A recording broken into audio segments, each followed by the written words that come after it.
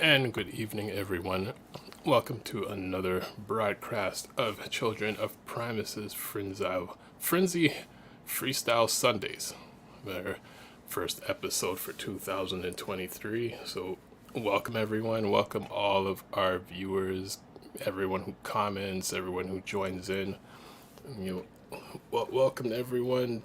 And today we're going to do 2020 year in review, which will cover some of the news that came out in the previous year, some of the releases that came out, any controversies, any of the big news stories, including if we have any unboxings from anyone over the Christmas holidays. So happy holidays to everyone, and happy New Year to everyone, and welcome to 2023 as we do our review of 2022.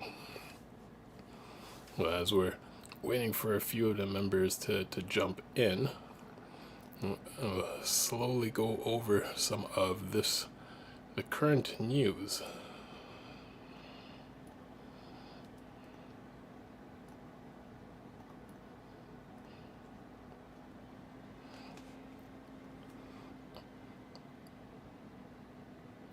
So one of the things that we do that was listed just before the New Year's eHobby exclusive official super deformed Transformers cards Wave 5 and G1 keychains. So the Japanese store eHobby have updated their website with images and information of the 5th wave of their exclusive official super deformed Transformers cards, and these are prismatic cards featuring Chiba style renditions of several Transformers characters from Wave 1, 2, 3, and 4, featuring G1, G2, and Beast Wars characters. And Wave 4 brings us more Pretenders, G2, and the first RID 2001 character, Superion Minosaur Broadside, and Astro Train G2 Hero Optimus, and G2 Geoxys. Hello. Good evening. My cat has arrived as well. How are you doing, sir? Not bad. I have a little bit of food off camera that I'm going to quietly eat as we go. Yes. Oh yeah, these we're talking about these are weird. These are trading cards that eHobby is just putting out of all these characters. Okay.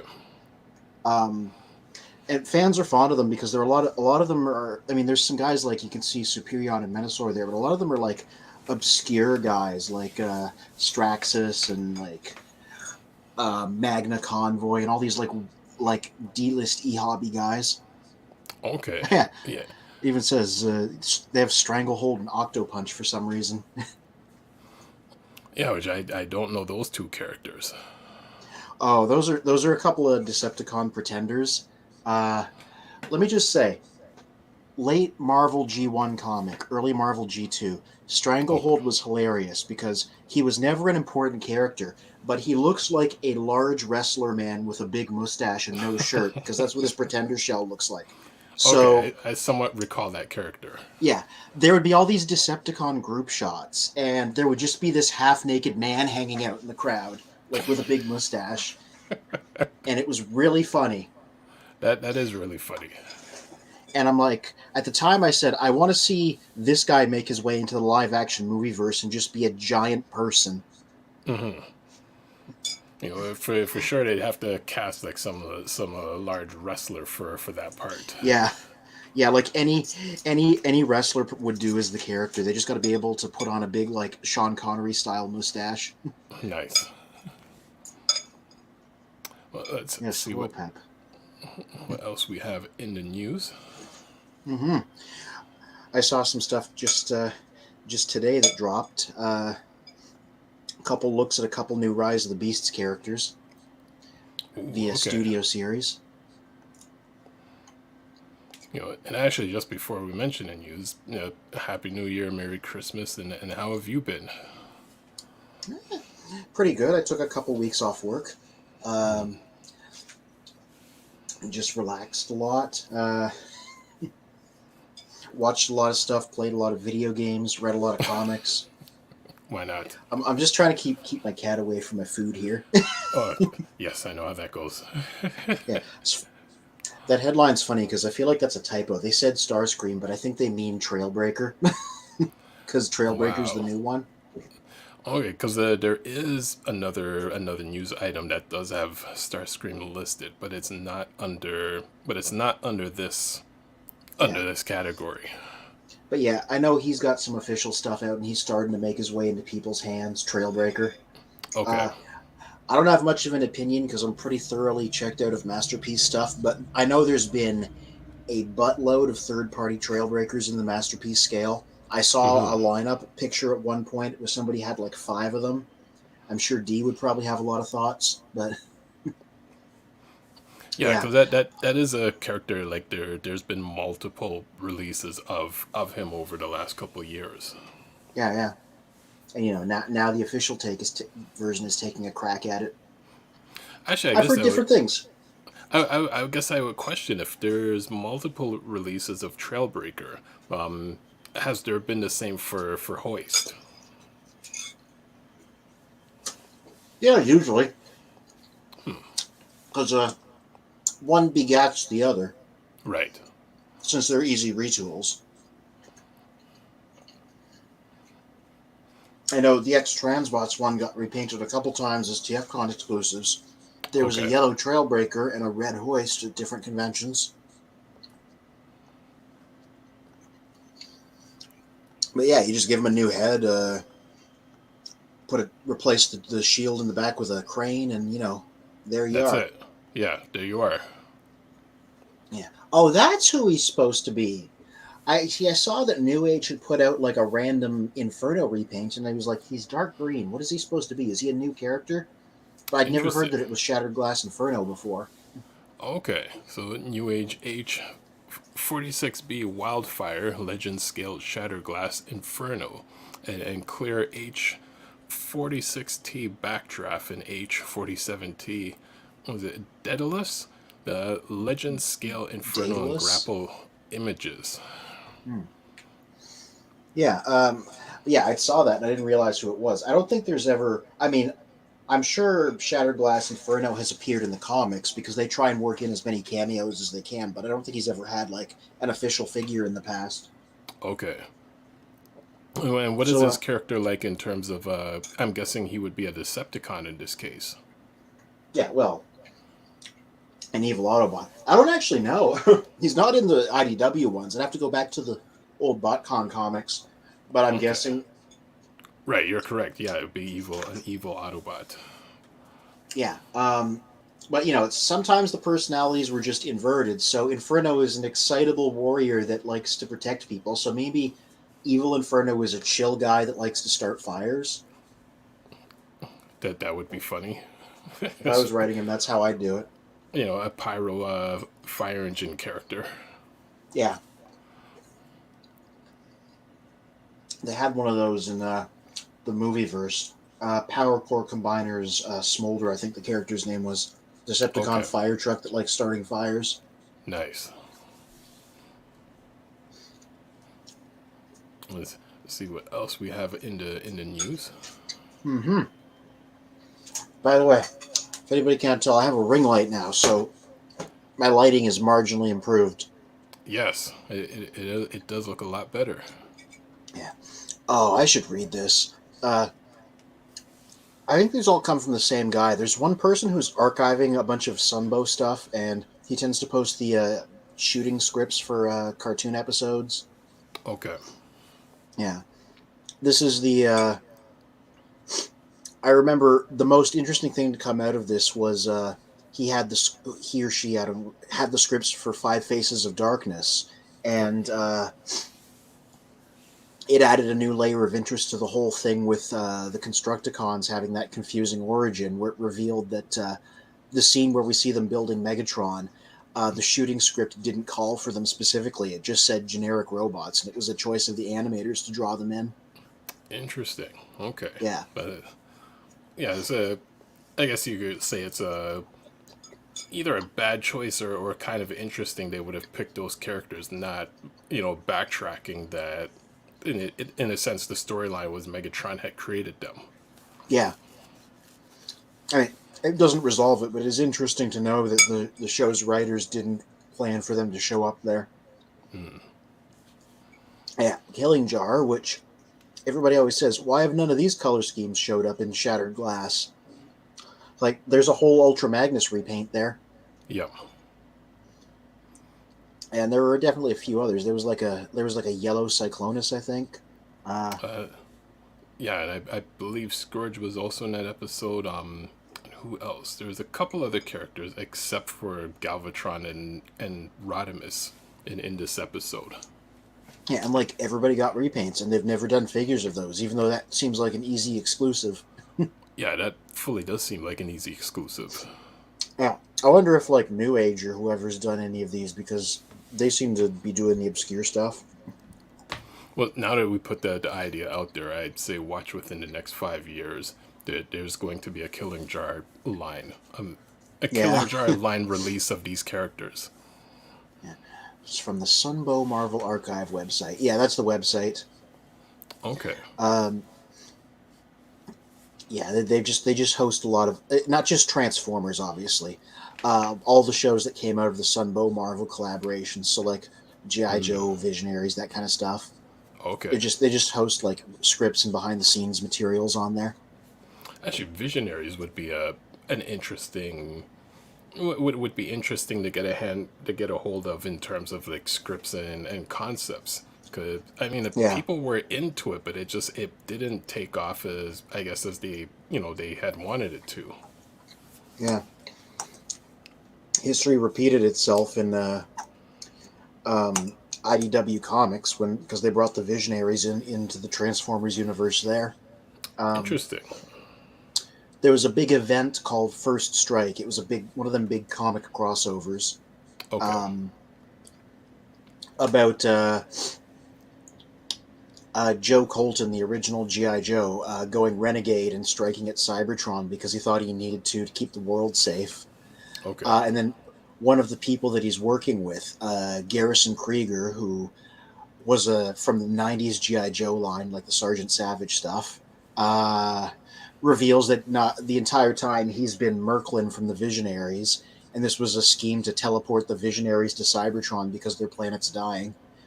And so, yeah, so that led into a crossover miniseries. It was just called Transformers/Visionaries because they were just living on the planet and trying to get along, and things kind of go south, and Leo Rick versus Merklin happens again, but with the Transformers there.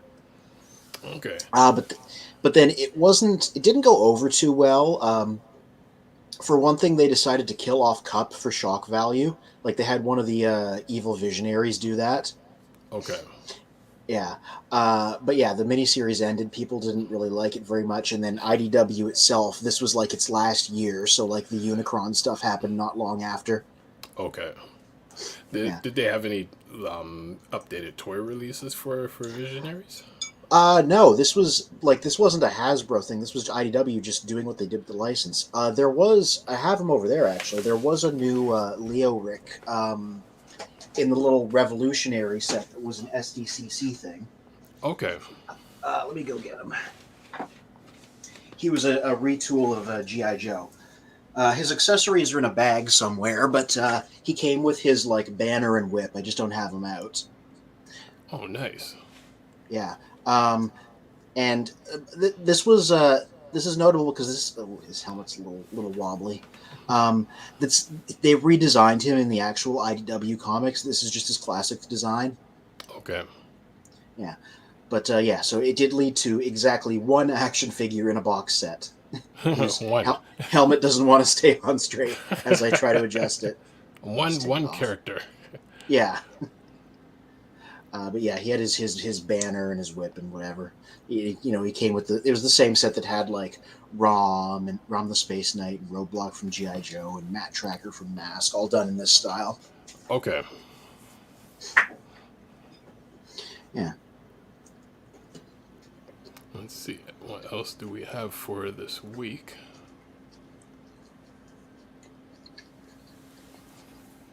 Oh yeah, yeah. We got to look at the at a Rise of the Beasts Cheetor toy. Probably not the Studio Series one.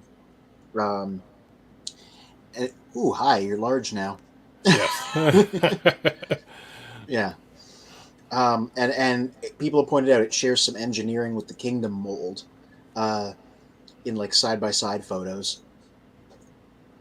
And so we did finally solve the mystery of what's going on with the Rise of the Beasts figures, and why, for example, there was two air razors. Okay. Uh, and this Cheetor has something to do with it. There is going to be two Rise of the Beasts toy lines. There's going to be one that is branded just with the film on the packaging, like how there was, like, a Revenge of the Fallen toy line, a Dark of the Moon toy line. Hmm. And then there's going to be a separate set that are going to be released in the Studio series.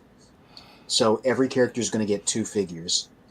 Okay. Um, yeah, and the reason this happened was because the movie got delayed. You know how it was supposed to come out last year? Hmm. So this first set of toys, like this Cheetor that we're seeing right here, they were supposed to come out last year with the movie, and they were just like less film accurate. They were just based off of concept art and were more like kid friendly. So that's why it's like using the Kingdom engineering. Right. And then the Okay. Studio series, yeah. And then the Studio series was actually supposed to come out now because they took more time developing them to make sure they had like the finalized screen designs. Got it. Yeah. So this is the mainline Cheetor that they're doing. Um, and yeah, it's about the same size as the Kingdom figure. He does come with his gun. The Kingdom one didn't come with his gun. Uh, Okay. so like I'm quietly looking at it like depending on how if I can get it, depending on how much cash I can get him for, I might get this figure and give his weapon to Kingdom Cheetor. So the show one has his like laser gun that he's supposed to have. Right.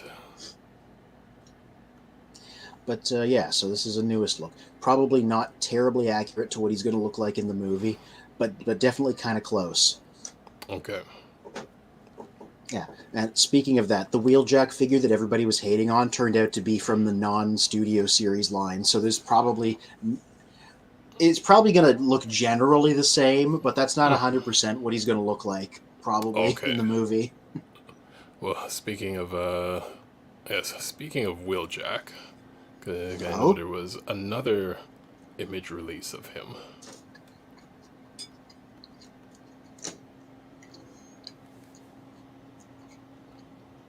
oh yeah. Okay, I know about this. These are coming from a guy with the internet handle ViceGripX. Hmm. I follow him on Twitter, Okay. and he got a bunch of these figures in advance, and he's the guy that's posting a lot of these images. And yeah, I read the Twitter thread. Yeah, he said he thinks the glasses might actually have been glued in, and he was able to just wiggle them out. Yeah, That's so they can come off. okay. I mean, just glued in it. It's it almost is a bit questionable in terms of the design. Yeah. Well, this is making me remember something. So in the '90s, I collected. Well, I say collected. I was a kid. I was playing with toys. um, Hmm. the Playmates Star Trek: The Next Generation line, right? Okay. And the figure they did for Geordie LaForge, he had his visor, and they sculpted a face underneath, but they glued the visor on. So as a kid, I eventually just like ripped it off, and Hmm. the eyes were there and everything, but he had some like silver paint stuck to his face because it wasn't quite meant to come off. Okay.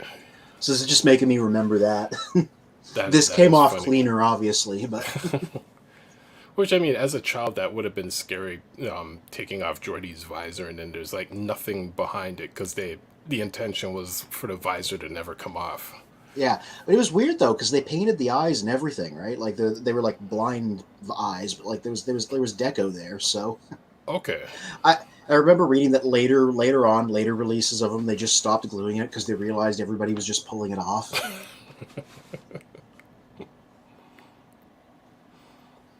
Yeah, Well, it's, but yeah. Like I said, this guy is not from the Studio Series line. He's from the hmm. main line. So while I still expect he's going to have like a face with glasses, like he might come off looking a little bit different once we actually see his screen design, which we haven't properly seen yet.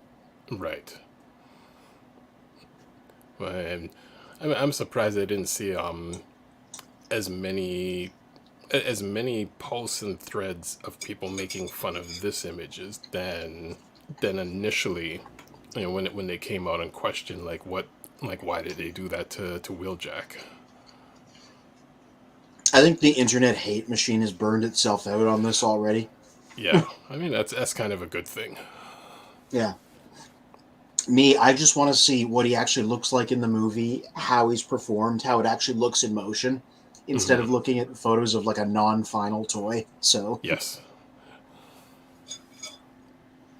because like I think it looks all right. It is weird that it doesn't look like the movie he was just in, but like I think it communicates an interesting set of characters.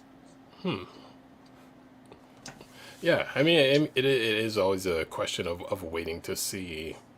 Let's see how it finalizes. It's just always that question of like, well, they already had him under one design, but let's see what happens when the movie comes out. Yeah. And this is remember, this is the Authentics line, which is literally Hasbro's attempt to compete with dollar store bootlegs by making their own cheap line of figures to go in the same spaces. That is funny. Yeah. Well, they were like, dollar stores sell bootleg Transformers. Why don't we make stuff that's official? That's why they call them Authentics, that can go there, that also doesn't cost a lot of money. Okay. I don't think I've come across any of the characters in a dollar store. Yeah. I saw them at Canadian Tire before. How they sometimes bring toys out just for Christmas. Right. But yeah. I think it might be more of an American thing. Yeah, because I know. Oh, sorry. Go ahead. No, you go ahead. Oh, yeah, like a few of those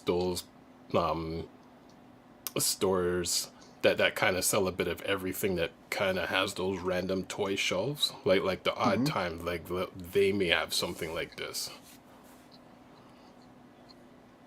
Yeah, because where I did see them. There's a store in the Scarborough Town Center that's I forget what it's called, but it's where the Disney store used to be, and it's dedicated to like selling games, like board games, uh, puzzles, some Okay. Lego stuff like that.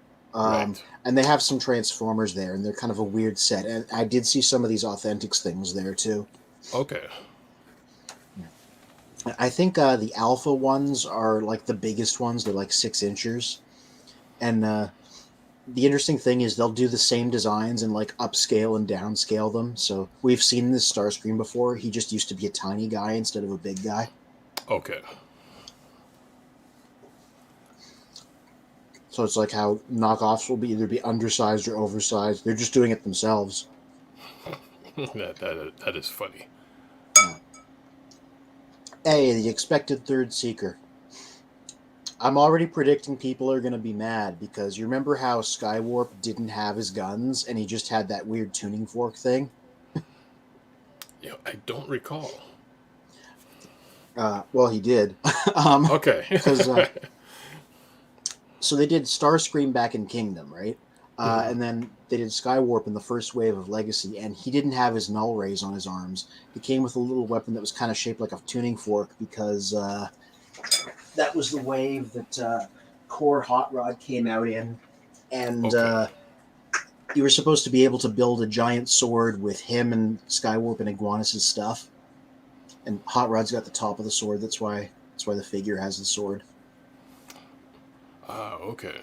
Yeah. So Skywarp didn't have his traditional weapon, and now we see these images of Thundercracker, and he does. So I'm like, ooh, compulsive people are going to be mad because one of the three Seekers is missing their null rays. Well, has there been any other company that's made that's made a replacement for the null rays, or has anybody figured a workaround? You'd think, it ought to be easy to 3D print those. Like I know a guy that 3D prints, and I've gotten a couple things from him in the past. That seems within the realm of possibility. 3D print them, spray paint them black. I think you're in business. Yep. Alternately, buy a second Starscream if you find him on clearance and just paint his null rays black. This is true. Yeah. But still, this is one case where I'm like, oh, I totally get why people would be annoyed that one out of the two doesn't come with the normal thing. Yeah, that would be annoying. Yeah. Maybe if Thundercracker had also come with a third weird thing, so they at least like all match in their asymmetry. Yep. Hey, here's an idea. Thundercracker is a filmmaker in IDW, and in the first episode of the show, he used reflectors. So why don't you make him come with a little camera? You know, that's there's a third party company that's going to capitalize on that idea. Yeah. I have. Oh, I'm gonna knock over 20 things, so I can't show it off here. But the Centurion accessory set came with a little reflector camera that was you could give to figures. So I gave it to Interesting. Thundercracker. Okay. As expected, both because of IDW and both because of the first episode of the show. Mm-hmm. He's the guy that uses the camera. That's his character trait. You know, so why not? Mm-hmm. Yeah, it never clicked until I said it right now. I wonder if he became a filmmaker in IDW because of that thing with the camera in the first episode. Right. And they were like, let's expand on this. Which I'm surprised they didn't expand on that in season 2. In that one episode where the Coneheads had also found a camera. That same episode where they were doing the movie shoot with Hoist and Sunstreaker and everyone. Hoist goes Hollywood, yeah. Yep. So does Cat. Hi, Pep. Look over there. She's like, no. No. Yeah, in IDW, Thundercracker got left behind after the events of All Hail Megatron because he betrayed the Decepticons because, you know, how Thundercracker's like, I'm not totally into this. Mm-hmm. So he got left behind on Earth, and then while he was like hiding, he started watching TV. And by the time we get back to Earth, because we were away from the planet for a while, he's partnered up with Earth Defense Command and Marissa Fairborn to help defend the planet. And he's also started writing screenplays, and they're very funny because it's an alien trying to understand people. Right. We read some excerpts from his script, and they were like hilariously bad. He's writing a romantic movie, and the man is called John Boyfriend. Yeah, how generic, or just that's a funny character name. yeah, it was great. But then, like by the end of the series, by the end of IDW, he'd actually become a filmmaker, and one of the final things shows him like at the Oscars. Wow. Okay. Because he manages to like actually become good at it by the end. You know, I mean, in reality, you see other filmmakers who are like, oh, not this guy. Yeah. Well, they also revealed that Frenzy and Rumble made a series of action movies that were like thinly veiled parodies of Michael Bay in the comic. Okay, that is cool. Yeah. Late IDW before the reboot was weird because like the war was over, all the planets were all mixed up with people from everywhere. Everybody was trying to get by, so stuff like that just kind of kept happening. Okay. It'd be nice one day to get a chance to jump into the IDW series. Yeah, I think it's due for an update because there was an early Transformers: The Basics series about it, but it's so old that it came out before like the first universe even ended and before they rebooted. Okay. So it's very out of date.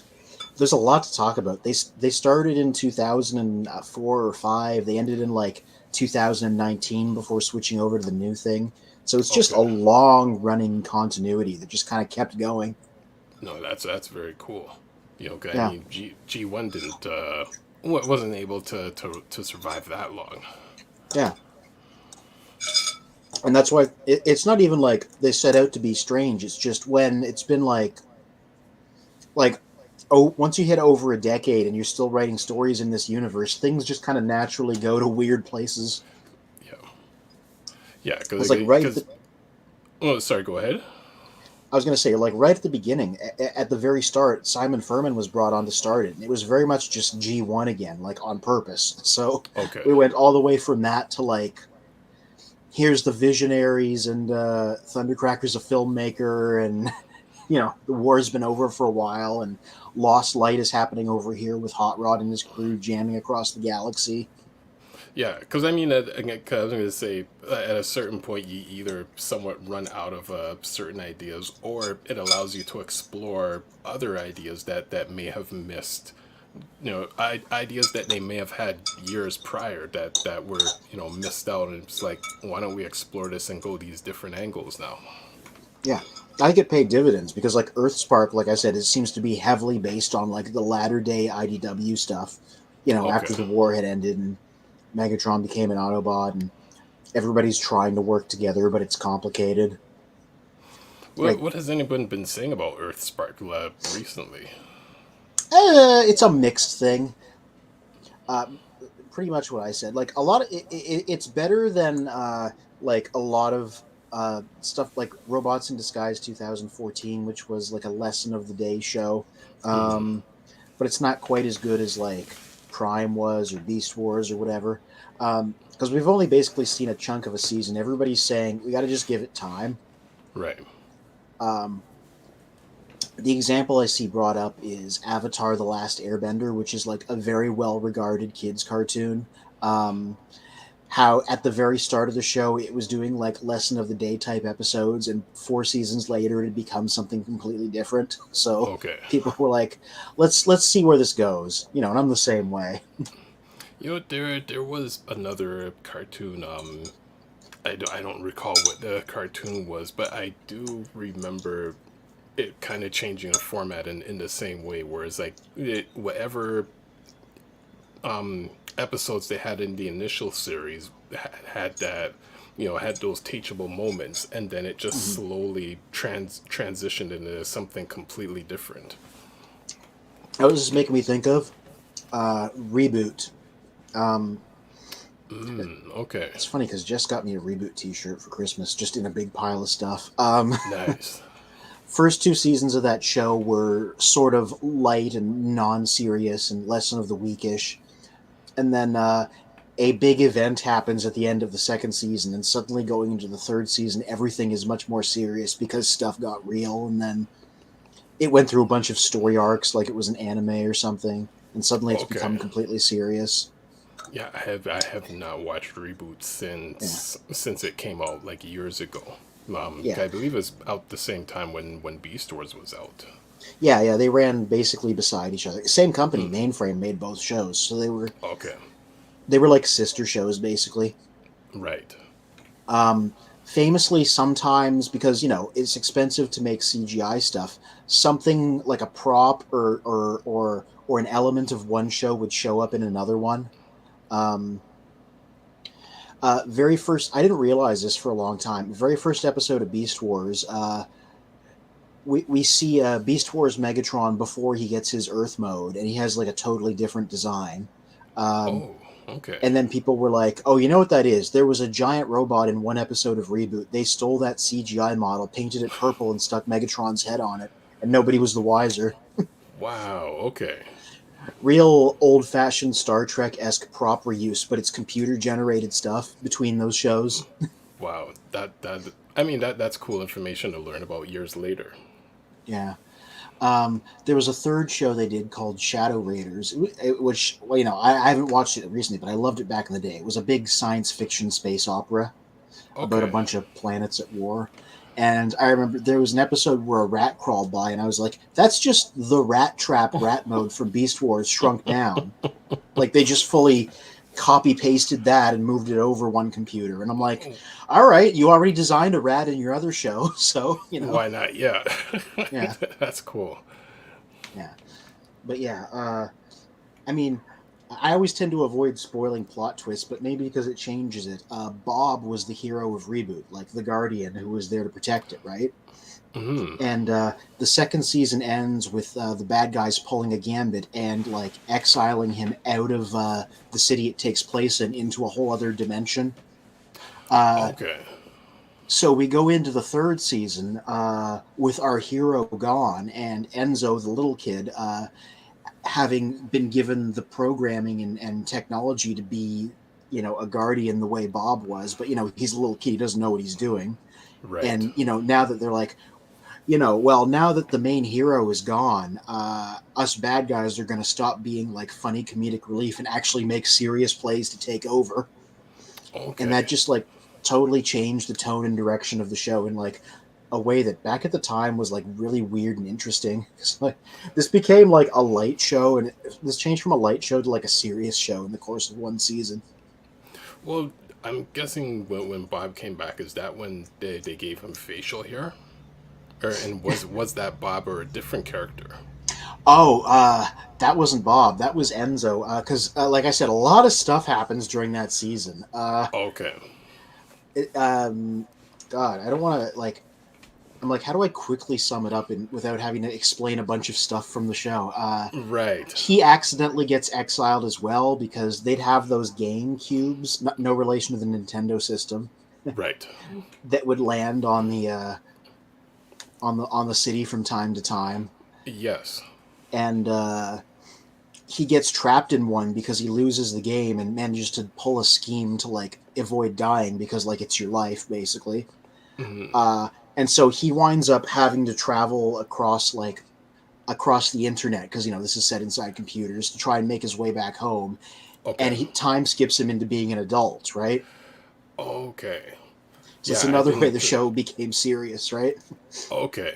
Yeah, because I Not, mean, from those days, it's like I just didn't have enough time to watch all the episodes or the entire series. But I do remember seeing the characters change that way. So I didn't realize that that was still the boy yeah, that character had changed into. and and like that's like the middle chunk of the third season, and Okay. then the final chunk is him and his band of people, some of which are familiar, some of which are new, Hmm. coming back to mainframe where it takes place, which is now fully occupied by the villains and trying to take it back. Interesting. Okay. Yeah, but yeah, like I'm like, well, maybe I want to see where Earthspark goes because maybe it'll change over time. That's just one example of another show that did that, right? That's true. Because I mean, even with the Prime series, it's it took a few different it took a few different directions in terms of the progression of the entire series. Yeah, yeah. But yeah, people are like, it's a good start, but has to figure out what it's trying to do. Hmm. At least that's been my sense from trolling the Transformers internet. I mean, trolling as in Oh moving yeah. across it, not causing problems on No, purpose. not actual trolling. That's Yeah. troll. I find trolls funny on the internet. I mean, you guys really, just have time to go around and just talk nonsense and attack people. I'm like, man, I got work Yeah. and other stuff going on. Although I Who's got? think there, no, yeah, who has the time? But I think Yeah. there are some that I know a few people. I think they kind of do intelligent trolling in terms of what would be the word for it? Almost like using the internet as a case study to study what the reaction of people would be. So it's like they troll in a sense where they're not trolling and end up almost like drawing out the trolls. Mm-hmm. The social experiment excuse. That's the stereotype. Is that's what people always say when they've been caught up in something. Want to be like, oh, I was running a social experiment. Yeah. They're like, you're Just just trying wasting to, everyone's time. yeah. Just something I wanted to show off later. Some pictures I took. I'm Okay, just perfect. there we go, there we go. But that's for later. I just Okay. realized I needed to fish them out of a Discord because that's the only place I posted them. So I would say I know for the recap, we'll be going over like the kind of like the highlights of last year, and then you know, letting you do a spotlight on a few of the figures as well. Yeah, I was gonna say, Gavin Spence. He's a YouTuber that does Transformers reviews done quick. Did like a kind of a silly 2022 year in review, and even though it was like not meant to be serious, he like highlighted like, man, a lot of stuff happened, and I just kind of forget about it. Mm-hmm. Because I mean, between the like finally the a release of the movie trailer, all of the Hasbro pulses, and that Earth Spark coming out, like all the toys and lines that came out, like a lot did IDW happen. ending. Right. Yes.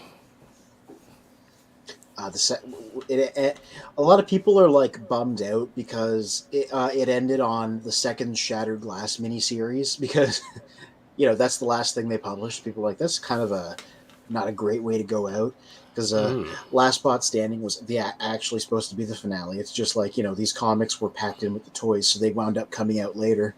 Yep. Oh, So, oh, hello, hello. Hello. how's it going? Pretty good. How you doing? Good. Not Good. bad. Uh, one more thing before we move on.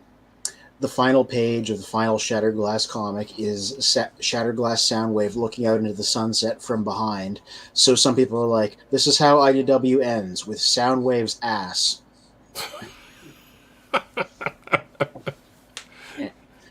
I'm like, I prefer to look at the final issue of Last Bot Standing instead. Yeah, like that just has a more of a finale type title and formulation as opposed to like the Soundwave and the sunset. Yeah, the way I see it, like the Shattered Glass comics were, I don't know if either of you remember this. Let me know if you do. Transformers Armada in the 2000s, all the toys came with comics, little pack-in comics. I recall that. I mean, I didn't collect any of those characters, but I do recall that concept. Yeah, yeah. And Dreamwave, because they had the license at the time, Dreamwave did those comics. So I'm like, this is just the same thing, but with IDW. So Okay. these ones are a little bit better, but that's about it. Yeah. Was it? Mm-hmm. I was going to say the Dreamwave Armada ones were like known for being funny because they had to be trilingual. So like all the dialogue was like really basic. Interesting. Okay. I didn't know. I don't know. I just remember the first one. It's like Primus combining and being like, now we can blast you with our super cannon. just stuff like that. Yeah, that's super basic. Yeah. So by that metric, IDW's Shattered Glass comics are way better because they have like a plot and like a lot of dialogue and like Mm-hmm. I don't know. I'm grading on a curve here because I'm trying to be an optimist. Well, weren't they more adult driven too? I mean, because I remember. Yeah, that too. Which does make sense because like Shattered Glass is like mostly just sold online to collectors, so it makes sense that the pack-in stuff would be a little more than like explaining the concepts to kids like the Armada ones were. But yeah, that wild to think that happened this year, or Yeah. last year. Sorry. True. So Charlie, how have you been? Oh, pretty good. Getting Cool. the house wrecked. I guess I the was- beginnings of it. Yeah. I was gonna say your gigantic backdrop of nothing but Transformers isn't there anymore. Yeah, that's being taken over by all this stuff that was in our kitchen because we're getting the kitchen remodeled. So Oh, nice. yeah. So it'll be interesting for the next month and a half. Oh boy. Yeah. So, as a kid, I got over like many years, various chunks of my parents' house were remodeled, and I remembered no matter what they were doing, no matter what happened, the same scenario would play out where it would be like 8 in the morning, and I'd be in my pajamas on the ground, covered in dust, picking nails and staples out of the wall with a pair of needle nose pliers, because that needed doing. Didn't matter what room or what the project was, like 7 in the morning, pajamas, dust, needle nose pliers, nails, and staples. I'm just So glad that's what I'm not having to do it. Yeah. I finally talked the wife and I was like, let's get somebody in here that's done it before. They can do it a lot faster than we can. Because I said, if we do it, it might be strung out for 6 months.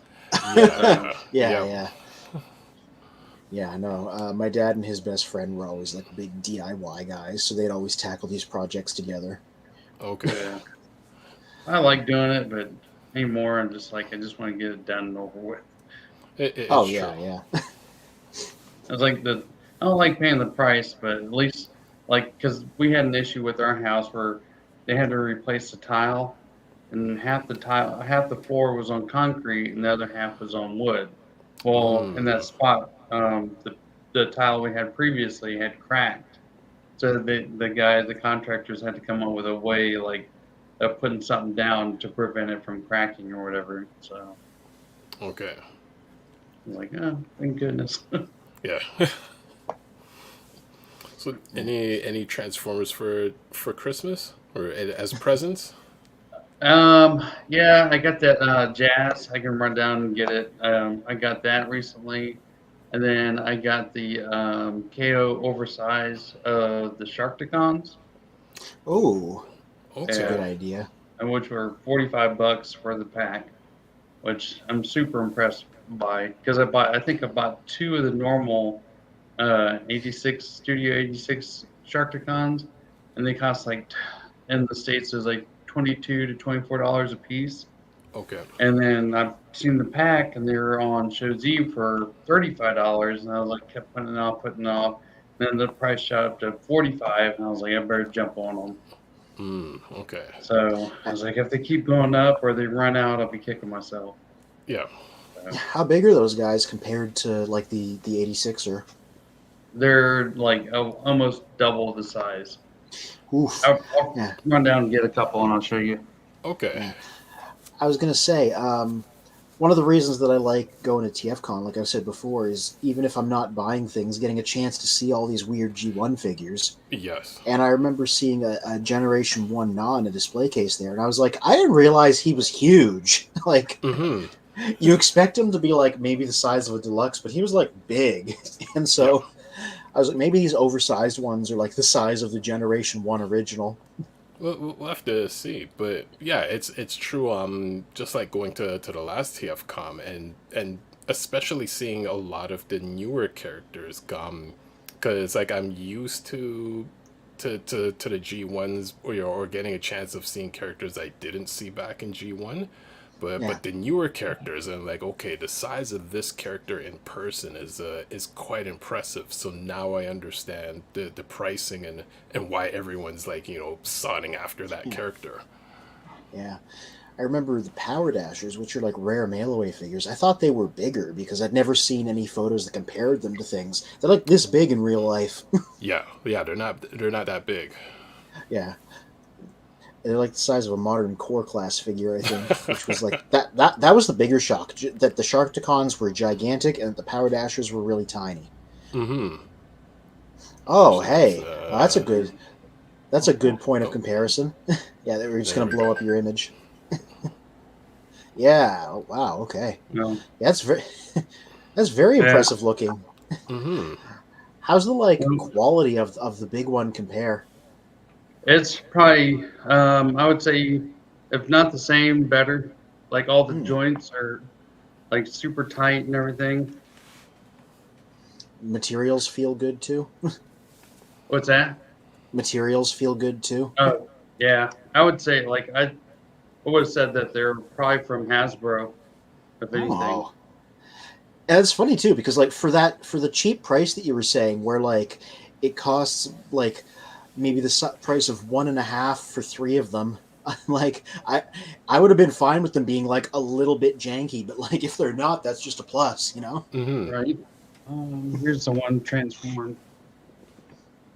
Yeah, yeah. Like if you with nothing there to scale it with, if you told me that was a Studio Series one, I'd believe you. You know, just from the Yeah. picture, right? Yeah. I mean, it looks just like it. It's just bigger. And I thought the plastic I was waiting for it to be cheap, but it was completely, I was like blown away. I was like, holy cow. Yeah. If you Have either of you seen people making fun of that YouTube reviewer doing the pencil test for materials? Oh, I know, I've heard about I know that. you mentioned it. I've never had a chance to like go look into that. Yeah, it's like nonsense. With this one YouTube reviewer who I'm not going to single out of politeness. You can Hmm. probably find it if you want. Was like had this fixation on proving that materials were like cheaper or better, and he thought the way to do it was to take a pencil and hit the plastic with it and listen to the sound. Hmm. Um, and like I read some very intelligent takes of people being like, that doesn't actually mean anything or tell you anything. I don't even want to hit my figures with a pencil because I don't want to like chip the paint, you know? Which is Uh, sad. I mean, with some of the newer characters, like that, hitting with a pencil would chip the paint. yeah. You run that risk. But yeah, I saw like videos and images making fun of that because people were like, uh, this is one of my holiday pickups, Beast Wars Inferno. Somebody posted a video of somebody like, let me test the plastic on this figure. Wham! And the video cuts off before it smashes his fist down on it. Wow. And I saw one where somebody took Legacy G-Axis and they were like, all right, time to test the plastic on this. And the picture was just of somebody pointing a gun at the figure. Right. Yeah. Just like, Oh, I'm like, I wouldn't have cared about the pencil test thing aside from thinking it was kind of dumb, but like Transformers internet social media just made it like really funny in retrospect. Hmm. Somebody posted a video they made in like Blender of like a CGI Starscream getting hit by a CGI train, and they were like, "All right, testing the plastic quality." Okay. There's a lot of cool things that you can do in Blender. Yeah. Ooh, look at yeah, that. Blender. The only difference is they're missing a few paint apps, which again for the price, like that's fine. Hmm. Yeah, well, the other one, there's the one that has like the three dots painted in or whatever. Yeah. So some people are like, is that the leader? Oh, I so don't one of know. them does, one of them doesn't, eh? Okay, Yeah, that's an interesting choice. Yeah, uh, it probably is like the leader. I was gonna say, but I said this in my New Year's post, but like one of the biggest things for me this year was getting some Gundam markers, which I don't customize figures like at all, and I was like, everybody should get themselves Gundam markers because you Hmm. can do little things like like color in bits of missing paint, or if there's a chip, fill it in because they're pretty good at color matching. So I looked at that and I'm like, oh, if I cared that he was missing those paint apps, I could probably fill those little couple spots in with some of those markers and then be done with it. yeah, Actually, because I I know. Oh, sorry. Go ahead, Charlie.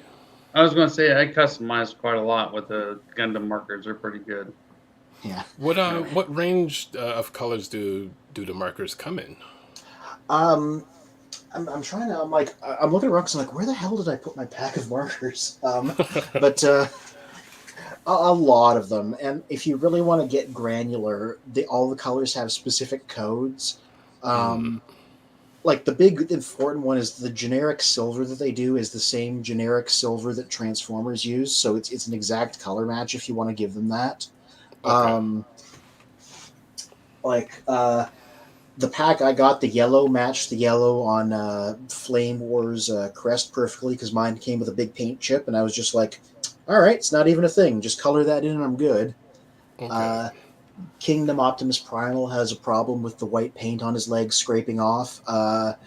There's the Gundam marker called Gundam New White was an exact match, so I just filled that in Nice.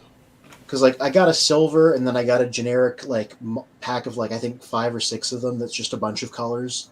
Okay.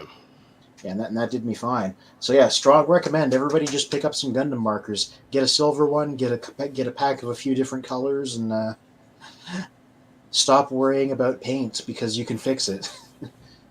Yeah, especially So like you can that's get the metallic ones now. mhm. I think you can get metallic gold, metallic silver, and some of them look just like chrome, like a chrome paint marker. And Mm. I was Yeah. like one after the movie Optimus Prime with that thing. I was like, oh my Oh, gosh, nice. and did the stacks and everything with it. I wonder. I would want to test this, obviously, but there was so many problems with victory sabers coming to people with the metallic gold chipped off because of how they were packaged. I wonder if the metallic gold Gundam markers match that chrome, and if so, all these people that are like trying to return them, if they couldn't just get the gold marker and just fill it in and be done. Right. Right. Because that was a big thing for me. I'm kind of compulsive about like paint chips on figures and how they come out of the package, right? Like, I don't care anymore because I can fix it. Yeah. It doesn't even matter. I should even, if I can find them, I'll do that right now. I was taking, I was going to say, I got some photos locked and loaded because I picked up Inferno here, and he's the last Beast Wars guy from the first season. So I took a bunch of group shots of the full cast. And I noticed that my Kingdom Cheetor, somehow the black on his nose got a paint chip. And I'm like, all right, I don't even care. I have a black Gundam marker. I'm just going to fix that. So that's my recommendation to everybody this year. Get some of those. And I know there's probably a lot of people out there who this is the most basic thing, but I'm new at this. I've never seen it before. It's a novelty to me. Yeah.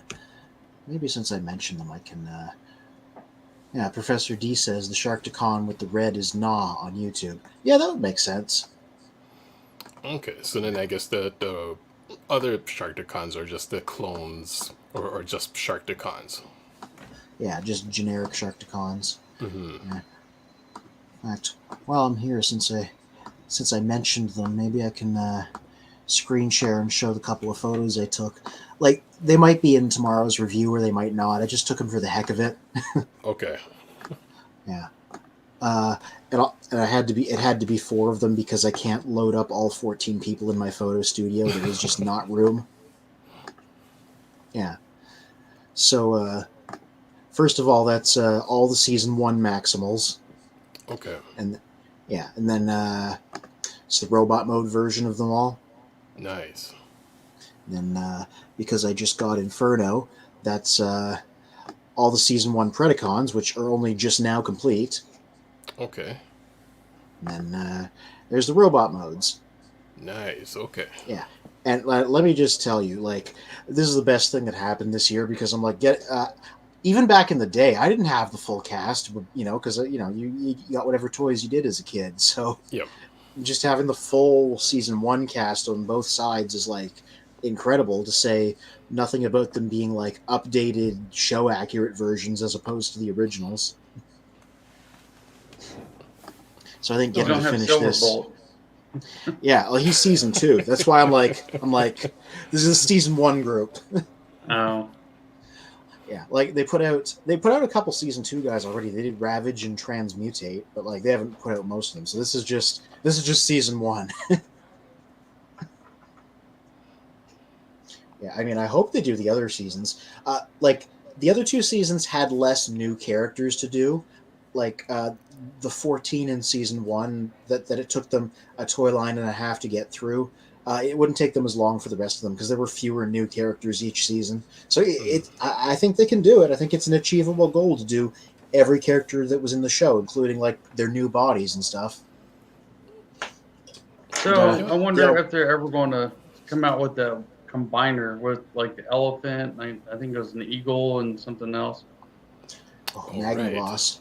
Yeah, that would be great if they did. I wonder, though, because the big thing is Magna Boss wasn't on the show. Right. I'm sure a lot of people would like that. The question is, are they willing to do, like, non-TV show characters? Because so far, in Kingdom and Legacy, all the Beast Wars guys that they've done have been people that have been on one of the shows.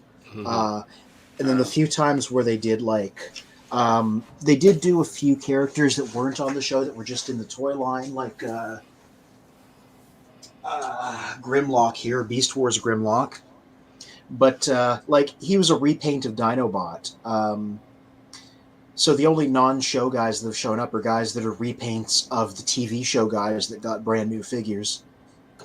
Yeah. Now I would love to see Magna Boss appear because I had the original back in the day. I would love to see them do a new version. I hope it happens. That would be a different kind of bridge for them to cross, just because he doesn't have like TV show fans backing him up the way these guys do. Right. I would say that's they would have to do real strong marketing or figure out a good selling point on that, because that was a flaw with the later part of G1 with, say, Power Master Optimus and the Piranacons. And a lot of those later Headmaster characters that just didn't make it into cartoon, people didn't buy them because they didn't know of the characters. Yeah, it's funny because the Marvel comic, like, that was still going, and they were in that, and I guess that even in the 80s, comics didn't leave as big of a cultural footprint as the animated series did. Yeah, a lot of people that had no idea that the comics existed back then. Yeah, because I'm like, yeah, they were trying really hard. Like, Optimus died in Marvel also, and he didn't come back, like, at the same time he did on the show. He came back later as a Power Master, and that was a big important event. So they were trying hard to sell the Power Master toy. You know, Oh yeah, oh yeah. like, the guys like the Seacons and stuff were there too. In fact, no, I go thought ahead. I seen something recently about the Chronicon coming back out. I don't know if it's a repaint or if it's the same figure. They're re-releasing God Neptune, which is the repaint of them that they did in Generation Selects. It's getting like a new production run. Okay. Okay. Yeah, because like a couple years ago, they did like new Seacons, like in the Combiner Wars style. Yeah. But they were a Takara only thing because Combiner Wars was done at that point. They just like released them in Generation Selects. Um, and then in the 90s, the Seacons were re-released in Beast Wars the Second. They got new colors and a new identity as God Neptune. And so, because they did new Seacons in Generation Selects, they did God Neptune as well, because it's an easy repaint. It's an obscure character, but it's an easy repaint. Yeah, so that got a new production run. Maybe I can find a photo here.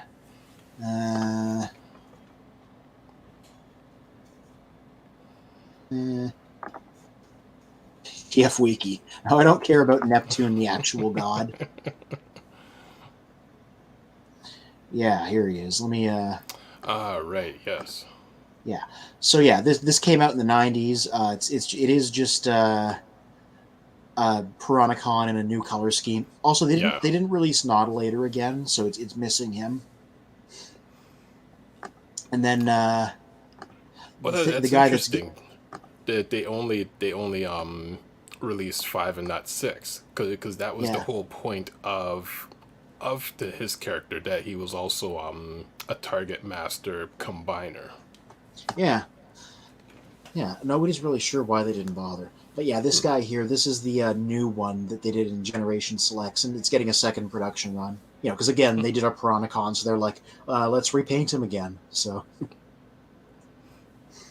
yeah, a really interesting set of colors, really interesting figure. I haven't watched the Beast Wars the Second show, so I can't comment too much about the character. But I just know Okay. they were like a band of pirates. They were on the show. Okay. Professor D says, "Wait, I'm just seeing the season 1 Beast Wars Predacon lineup now. So you mean telling me a guy named Megatron who turned into a T-Rex had only one soldier who wasn't a mere bug?" That's correct. Well, he also had Dinobot, but Dinobot immediately switched sides to the Maximals, so he had two. But yeah, it was baked in from the beginning. One of the first Beast Wars toy commercials in the 90s was specifically like the evil reptile and insect forces of the Predacons. So it was like a marketing thing. And then Dinobot was the one reptile who was a Maximal because he switched sides. Okay. Yeah. Well, it's kind of funny too, because like Black Arachnia and Inferno, those were later editions, right? And Tarantulas was always like spinning his own webs, no pun intended.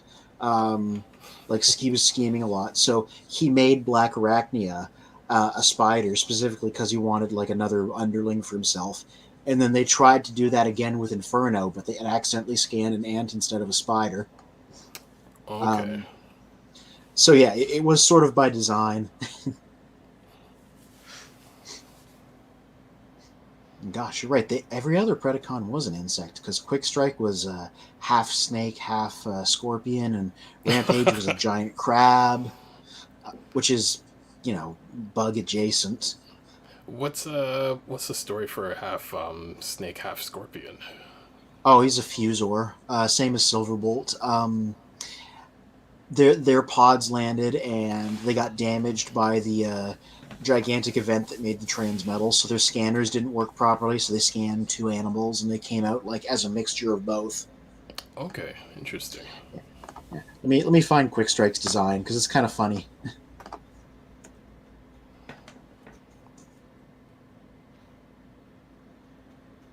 Towards Quick Strike.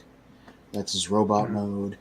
It's his alternate mode that's a little bit funny, because he's literally a scorpion with a cobra head instead of a tail. So he's got two heads. Wow. Yeah. Yeah, and Silverbolt was the same thing. It was a wolf with wings, because they scanned both a wolf and an eagle. Okay. Yeah, you're right. They were all bugs. But, Megatron had a gigantic ego and was big on, having these underlings that obeyed him. So maybe it was no coincidence that they were all insects. Maybe he kind of liked it that way. Yeah, if anyone crosses Megatron, like, he'll just squish them. Yeah, he certainly viewed his underlings as metaphorical insects in addition to real ones. Mm-hmm. And like the big thing with Inferno, like I said before we broke for the new year, the reason he was fun was his programming was messed up, so he sort of thought he was an actual ant. So he thought the Predacon base was his colony and Megatron was his queen. And Megatron would get pissed off when he called him that. But Inferno like worshipped the ground Megatron walked on, but Megatron just like didn't give a crap and was like, "Oh, he's very useful. Yeah, I'll send him in." Yeah. Yeah, so that was sort of the whole character dynamic. Cool. And sort of the only person with any intelligence was Tarantulas, who was scheming, and then Black Arachnia, who was just kind of done with everybody's kind of insanity all the time. Okay, I somewhat kind of remember that, a bit of that dynamic. Yeah, that came through in Kingdom, the TV show, as well a bit. Yeah, that's why later on she'd eventually switch sides to the Maximals. Not even because she wanted to be a hero, but just because she was like, these guys suck. I want to be on the other team. Mm-hmm. Yeah. But, I seem to have derailed us, and in fact, I need to go pick up Jess. So you guys need to talk amongst yourselves whilst I go do that. And I think I've decided that my standby going forward is just going to be Hot Rod here. Okay. So I still haven't gotten him. Place. Oh, yeah, this guy's great, but I'll talk more about him when I come back. Okay. All right. Just see you in a bit. So, Charlie, do you have the jazz figure that you picked up? Yep. Ooh. Actually, there we go. Yeah, that's impressive. So when did they come out with that figure? It was basically late 2022, and then I usually get a lot of my stuff from Show Z, and they kind of laid on like getting some of the fans toys stuff. So I finally got mine.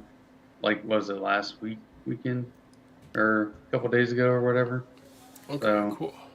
Yeah, but I've been waiting for this guy forever. It feels like since they announced him, but I haven't transformed him yet. But he's pretty impressive. I was going to ask what is it like transforming him, but is I mean he's nice as I guess his robot form or his alt mode both look nice, but yeah, I was gonna ask what's it like transforming him. Yeah, I watched a couple of reviewers, and Bobby Skullface kind of got like a little annoyed. I guess he chipped his or something, or scraped his. Okay. But I think it depends on who's doing it and how. Like I usually watch a couple of reviews before I do anything, because I notice like I usually don't have the problems, but I think it's because I'm more cautious. Where some people just manhandle this stuff and like, oh, it's broken. And it's like, well, if you weren't trying to rip this arm off while transforming it. Yeah, but I mean they're also I would believe they're also have that resource that if they just break it, like they can easily get another one, whereas like not everyone's like trying to buy that character and then break it. Like they're not cheap characters. Right. Yeah. So Professor Deason asked me how transformation. I haven't transformed it yet, so like I said, I was just I'm usually cautious with everything, and if I hear things starting to scrape or whatever, I usually back off. But like a lot of people were having problems with the deformation. There's a Starscream and the Jets, the Seekers, and having scraping issues and stuff, and I didn't have anything whatsoever. Okay. So. Well, you are more of a third party guy than, or kind of in between with third party and mainline. Yeah, I collect a few mainline. It depends on the character and the figure. Anymore, I kind of like a somewhat challenging transformation. I think I tried to avoid third party altogether, but I like the toon aesthetic. Good evening, gentlemen. Good evening. Good evening. How are you doing, sir? Oh, not too awful bad. Everybody survived Christmas and New Year's? Yes. Yep. So far. So what Transformers did you get for the holidays? Oh, I got another math. Wherever they put it, here. There it is.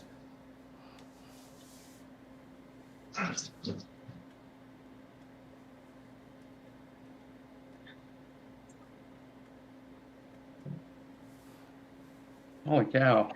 Yeah. What is happening here? Ooh, oh, nice. Nice. Like the Megatron one, now we're going to get invaded by Soundwave one day. Actually, I seen the Megatron one.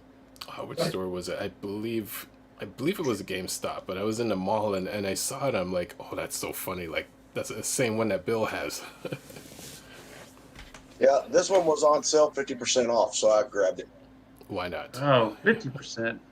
Mm-hmm. I seen it marked down to $98 or something at GameStop, and then Megatron was at $78, I think it was.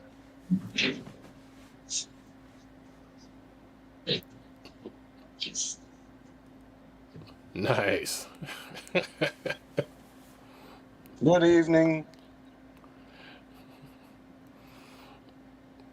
It almost looks like Shredder in a way. Yeah. That is so cool.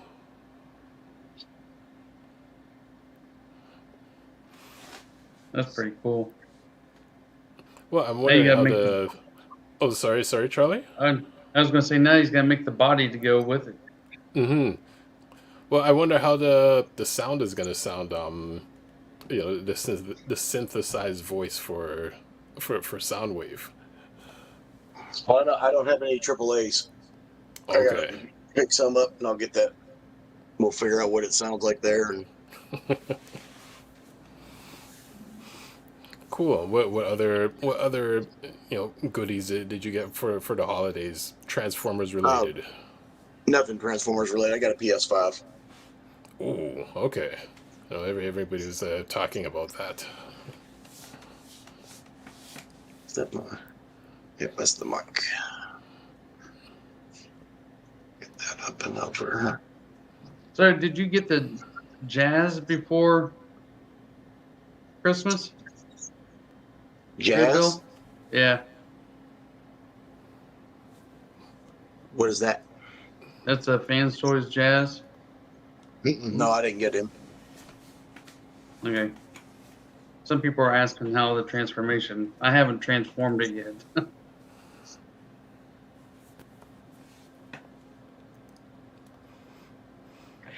Nope. Oh. That and I picked up that blackjack drag strip, but I have no idea where I stuck it at.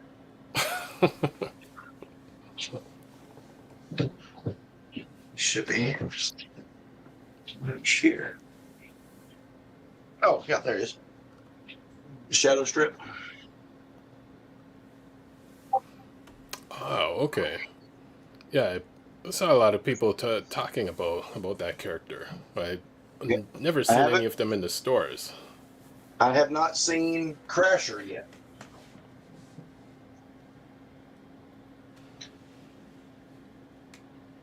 And we've got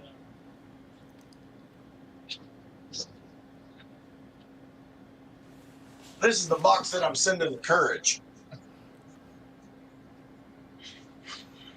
Oh, okay. So I know he'll be happy to see that. Yeah, it's got a bunch of extra stuff in it, along with all those Beast Wars that came in that 4-pack with the Gold Bug. Oh, okay, nice. So I know A few other pieces I had laying around here. Mm-hmm. So If he can't use them, he can put them on the website. Yep. Our main topic for the evening will just be kind of recapping like all the news that came out for 2022.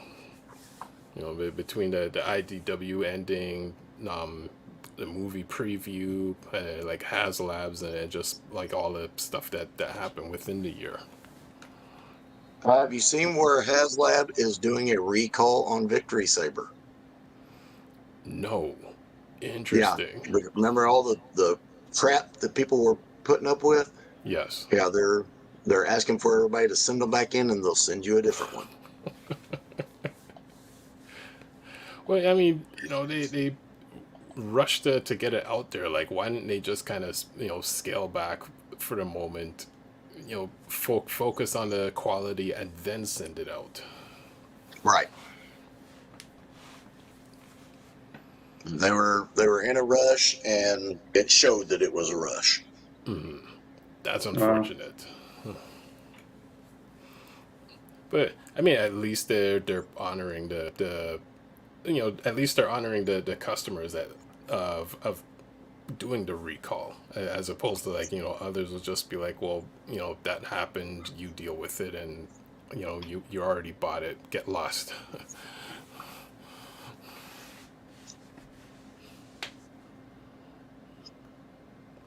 Oh, they got the other HasLab thing coming out too. Wonder what the quality's going to be like on that one. That's what people are worried about. That one's when the 178 or something. So I don't know Victory Saber, and I don't know the other one. Because they were after my time. I mean, to be 100% honest, I quit watching stuff whenever Beast Wars came out. I never was a fan of Beast Wars. I didn't understand how, they were organic and robot, and that just didn't mesh with me. Plus, I was a teenager. I was thinking of other things at that time. I was thinking of my own organics at the time. Well said.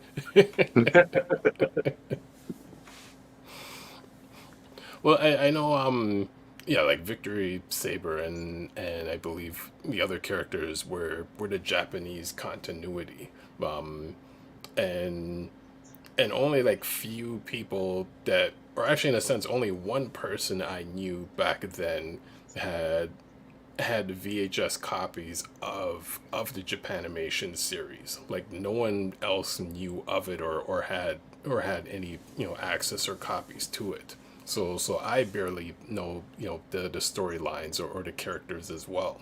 But I do find it interesting with like Raiden, the train combiner, when everyone is shocked about him like years later, and I'm like, I knew of the character from, I think it was about like 88 or 89, but like the US markets never knew of this characters until like 2000s. I said the only train characters I knew of were the three super trains that made Rail Racer, and Okay. I have them over there in that big white cabinet. Okay. And then I had seen like a knockoff of the small 6-train one, and I was like, what is this? And I come to find out that it was a thing. I was like, oh, shame on me. You have failed.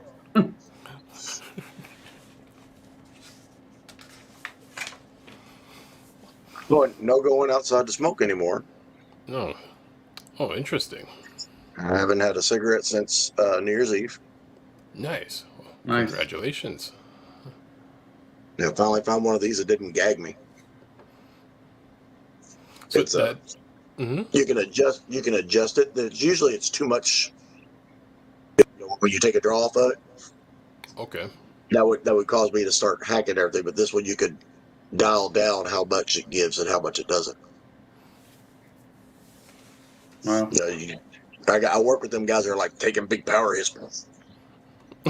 Like that, I'm like, God, I'd be dead.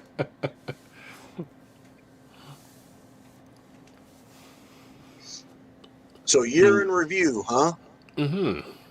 So let me pull the Well, image back what all up. did come out? We had a bunch of Shattered Glass came out.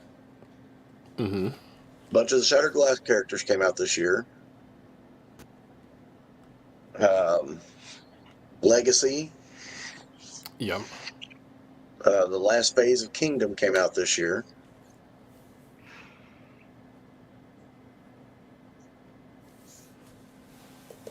There's a lot of good stuff in there. There is. I mean, also with all the Hasbro Pulse, like, yeah, just as you're saying with the Legacy, like all the Hasbro Pulse releases.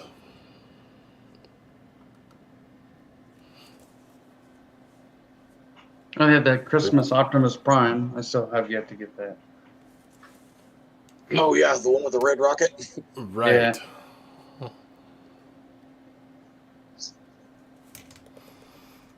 I was hoping it'd go on sale, but Oh, Muka came out this year. The MP Nightbird, Right. the one that looks like God dang it, they're both sitting right there. Nicey, the black Nicey. oh yeah, But she got rabbit ears. I haven't gotten any of those yet. Well, they're great, man. They come with real tits. Are they rubber? Might have Why to look robot into it. has to have real filled tits? I don't know, and I don't want to know. Well, I was going to say how difficult it is Nicey to transform. They're awful. They are Okay. absolutely awful. Really? Yeah, they're 80 to 90 steps each one of them. Yeah, Wow. they're horrific, but they're just like the third party RC that I've got, known as Azalea. Mm-hmm. I don't know if y'all have ever looked into her. Everything on her, like her thighs open up and her wheels fold inside of them, and then they close, and so she looks cartoon accurate. Okay. But then the pieces unfold and come out, and then she looks cartoon accurate as the car. They're the same way. Okay. There's a lot of detail. There's a lot of engineering in them. Which I recall you were saying the same thing for Hound in terms of the engineering. Okay. Yeah, Hound is phenomenal. The way that his wheels rolled up into his foot, I was just like, check this son of a bitch out.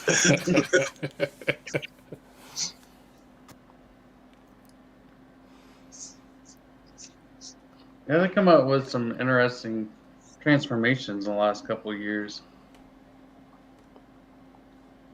At least I think. I would love it if, like, Hasbro would get on board with the fact that we're willing to pay for that engineering. Mm-hmm. I mean, it should show, right there, HasLab Unicron. Yeah. We're willing to pay for these things.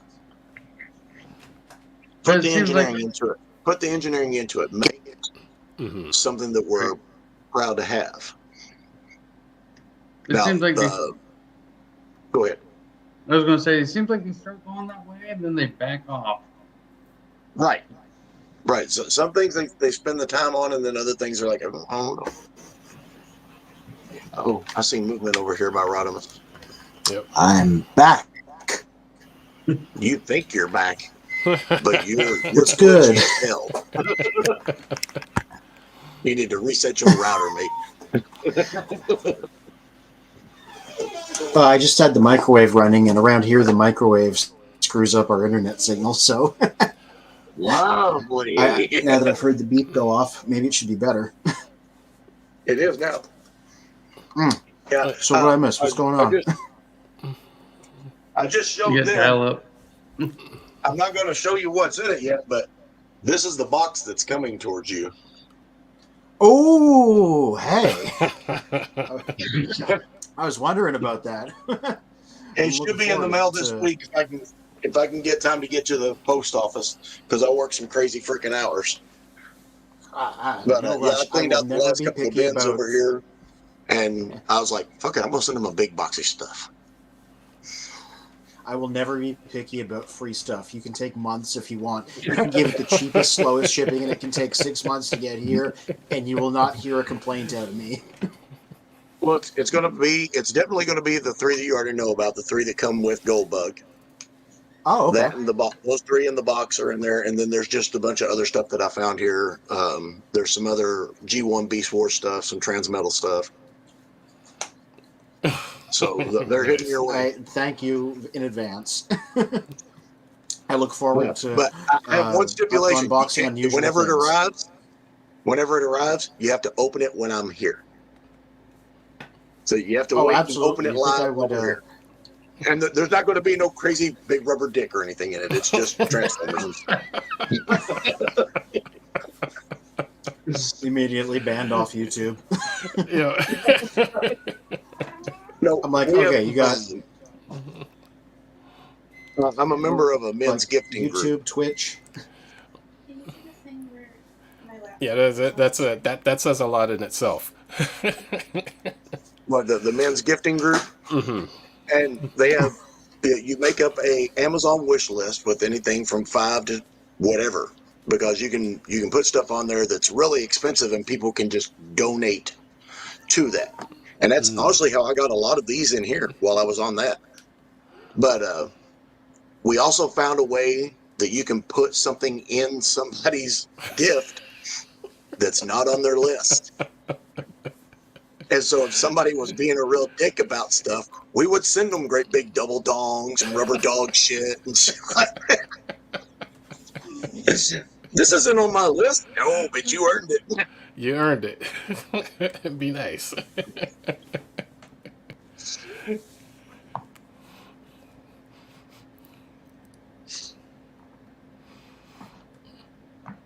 So would you go to the store and pick up the dildos to send, or I'm sorry? would you go to the store to pick up the dildos, or would you have them delivered and then ship? No. We order them straight from Amazon. Oh, okay. But what you have to do is, we would create lists that we called gag gift lists. All right. And once somebody posts their list, like if we had a competition and somebody won, they have to post their list. And the people have to go in there and donate $3 or buy them a $5 gift. So you go in there and you click on something on their list. to buy. You have to buy it. You can't just donate money to something. You have to buy something. So you buy a little $5 something. And before you click buy it, you go to this gag gift list and you click on the rubber dog shit and add it to your cart. And then you go back, and whenever you go to purchase cart, it asks, which address do you want to send this to? Do you want to send it to this address or your address? Oh, no, we want to send it all to that address. And if you really want to be a dick about it, you can then cancel the thing off of their list that you were buying and just send them the rubber dog shit. Wow.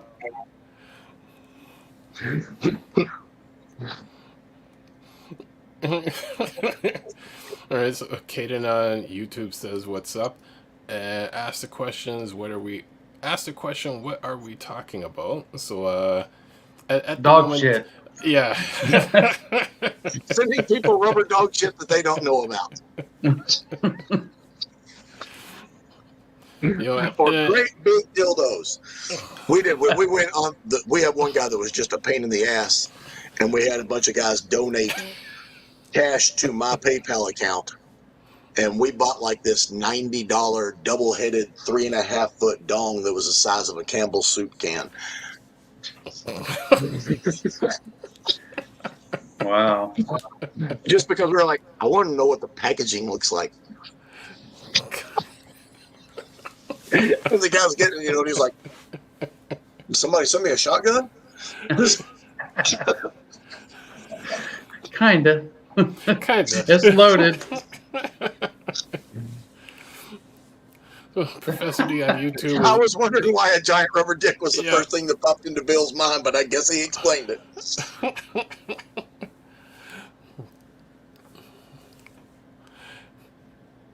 Drop if you- shipping rubber dick. See, he knows how to do it.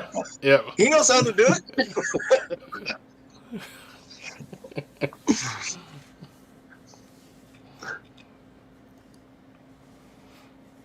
Kate asked, you also might want to change the title. It's 2023 now.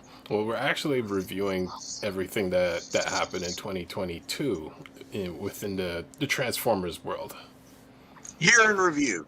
You're in review. And somehow we got off the subject of rubber dicks and rubber dog shit. Yeah. Because that's what we do. We start off on a topic and then just derail completely somewhere else. Well, that's kind of what we do on Sundays. It is. See, Anthony has gone into hiding.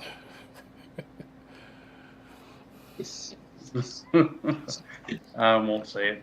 Jess heard big rubber dicks are coming in the mail, and she's in there lecturing. There better not be a big rubber dick coming in the mail. No, I was just Like, I trying to hook found it. something up to the TV. I want you to know I was listening in my ears the entire time. So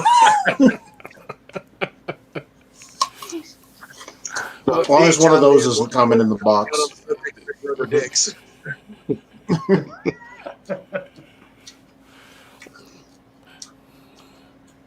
Caden, we are G1ers. We love to live in the past, says Professor D on YouTube. Mm-hmm. I mean, I accept all generations. Right now, I'm into the Beast Wars generation because that's what's hot. Well, Caden, question to you: did you, over the holidays, did you get any Transformer characters for Christmas? And what were your thoughts of releases, movie release, like any toy releases over, within the last year? Actually, I mean, oh, sorry. I was gonna say I'd throw in that question to Professor D as well, since he's in the comments. What characters did you get for within last year? Any for Christmas, and what are your thoughts of the Transformers in the last year? I made a giant list, and it took me forever to write. I wrote a top 15 plus a couple extras of what I thought of 2022's robot offerings. You I was missed like, my oh, Christmas this is going present. to be easy. Oh.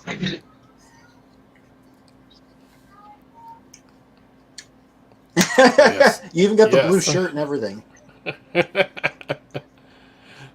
it's decidedly less terrifying than the Megatron one, and a little bit more believable. Mm-hmm.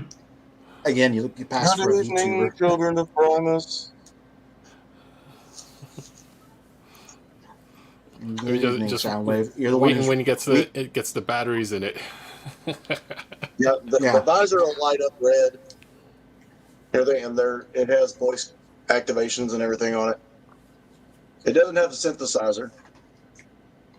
Oh, send it back.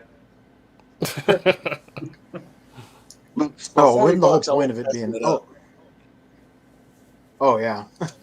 I just think about how Yeah, it was the last Soundwave's one the one we online. blame whenever 50% anything off. goes wrong. Mm-hmm. Well, the price is right for that. And Caden says, as y'all aren't toxic, G1 are we cool? Yeah. Mm-hmm. I mean, I'm going to presume you're saying as long as you aren't toxic, we're cool. I like to think I'm not toxic. I like to think that none of y'all are toxic. No, We're the There antidote are for some the out there toxin. that are. It's got to be G1 or it's nothing. The rest of it's trash. If you're not in G1, you don't know what you're doing. No, I'm just going to be over here with my really good Beast Wars adjacent figures and enjoying them, so they can be miserly if they wish. I have a dragon. The G1ers don't have a dragon, or they don't have this dragon. Not that dragon, but it's like Yeah. I've seen the conversations where it's like, you get the G1 fans split into two categories where it's there's either us, the G1, where we're diehard G1 fans, but we still have love for everything that's out there. But then there's the other ones that just make us look bad, where it's like, Yeah. they want G1 to be recreated word by word, character by character, and it's like they just hate everyone and everything. I'm like, no, like that's you're making us look bad. and my answer to that, when that kind of crap comes across on the sites that I'm on, is just buy the DVDs that already exist. Mm-hmm. Well, and if you rewatch some of the old cartoons, I mean, they're good, but some of the animation wasn't great, and some of the stories were like, I mean, they're short. They're basically commercial. So It was the style of the time. Mm-hmm. Yeah, it was the style of the time. I've seen a purple Yeah. Scooby-Doo. It happens. Caden's asking, how did y'all get into Transformers? I grew up watching the Generation 2 reruns. I got a few Generation 2 figures back in the day. Red G2 hubcap was my first. And then when Generation 2 ended, Beast Wars came out, and that kept me with it as opposed to Generation 2 just hooking me with it. And yeah, I was a 90s kid, and it happened to have one of the most successful versions of itself in the 90s, so pretty simple for me. Yeah, Charlie, what about yourself? How did you get into Transformers? Well, a friend of mine, I was spending the night over at his house, and he introduced me to the second episode of the cartoon, and I was addicted after that. And my dad was a truck driver at the time, semi-driver, and Optimus Prime was a semi, so and the truck looked just like his truck back in the day. So Nice. after that, it was just all downhill. So my birthday in '86, I opened this guy right here. This exact one. This is the one that I had from a kid. Nice. And he's got some wear. He's missing a bunch of his stuff, but this is what got me started on it. That's why I've always said Skywarp is my favorite Decepticon, because he was the first one that I opened that I owned. That's why I always get new hubcap stuff when they make it, because that was my first. So yeah, I got Skywarp and Wheeljack, which Wheeljack was on the wrong side of the cabinet, so I couldn't pull him out. But I got them for my birthday, and then for Christmas I got Megatron and Optimus Prime. Yeah. So I had the leaders and a lackey. Nice. It's the exact right amount to get started. Oh yeah. And of course, my birthday's in December, and then Christmas. Oh. Oh, so you had the And so good version of all I that got as a to play kid with where these they for give like 2 you... weeks before I had their leaders. Yeah. Yeah. My brother-in-law, his birthday is December 26th. So Ooh. he had a tendency to just only get one thing and not have a proper birthday. So these days we're always me and Jess and others always make sure to give him like an extra gift or an extra card the next day, just because we're like, we got you, bro. Yeah, that's cool. I guess to Yeah. answer Caden's question for myself, I I believe my first store bought official Transformer was Inferno in '85. But then I already had a bunch of Transformers beforehand, so I think the earliest ones I had may have been the Constructicons. But I got into Transformers from a few older kids that I grew up with. They started watching watching the cartoon on the Sundays, and then Mhm. mentioned it to me. So I started watching it and got into it. But I was already into transforming type of toys because I had a few GoBots. I had one of the Diaclones within the three sets, the three gun set that Megatron was a part of. But I mean, I didn't realize that back then, and just like a few other type of like toys and stuff. So I just kind of transitioned into like loving Transformers. I was going to say, a part of my story that makes me think of that I forgot to leave out was I don't know what TV channel this was on because I don't remember well enough, but Generation 2 used to air in the mornings every weekday before I'd go to school. So I'd Mm-hmm. watch that and then go to school. Cool. This is a fond memory of how I specifically got into it.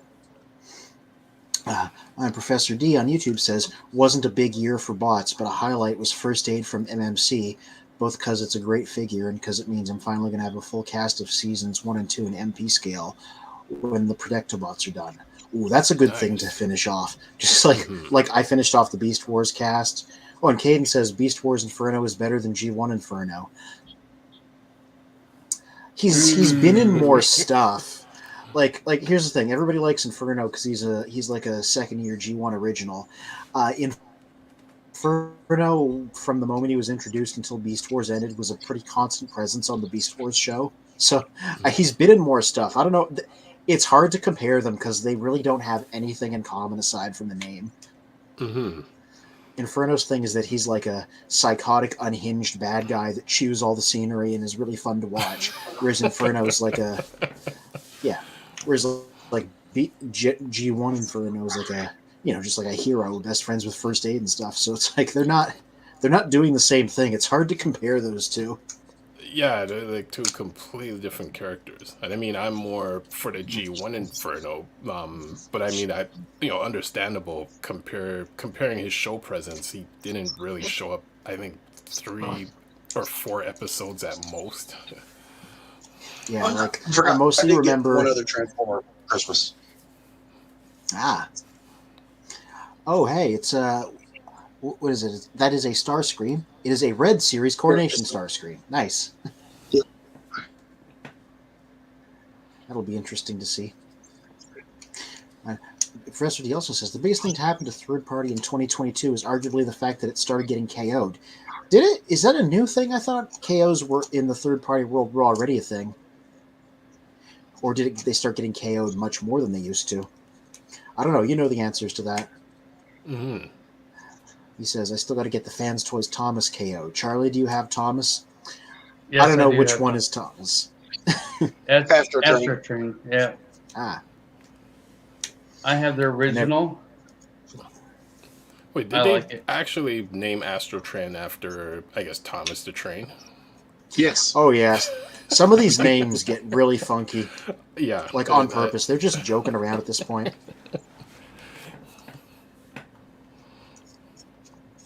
I really like Thomas, Just, by the way. Is it like Masterpiece scale? Yeah, it's heavy duty. Okay. Nice.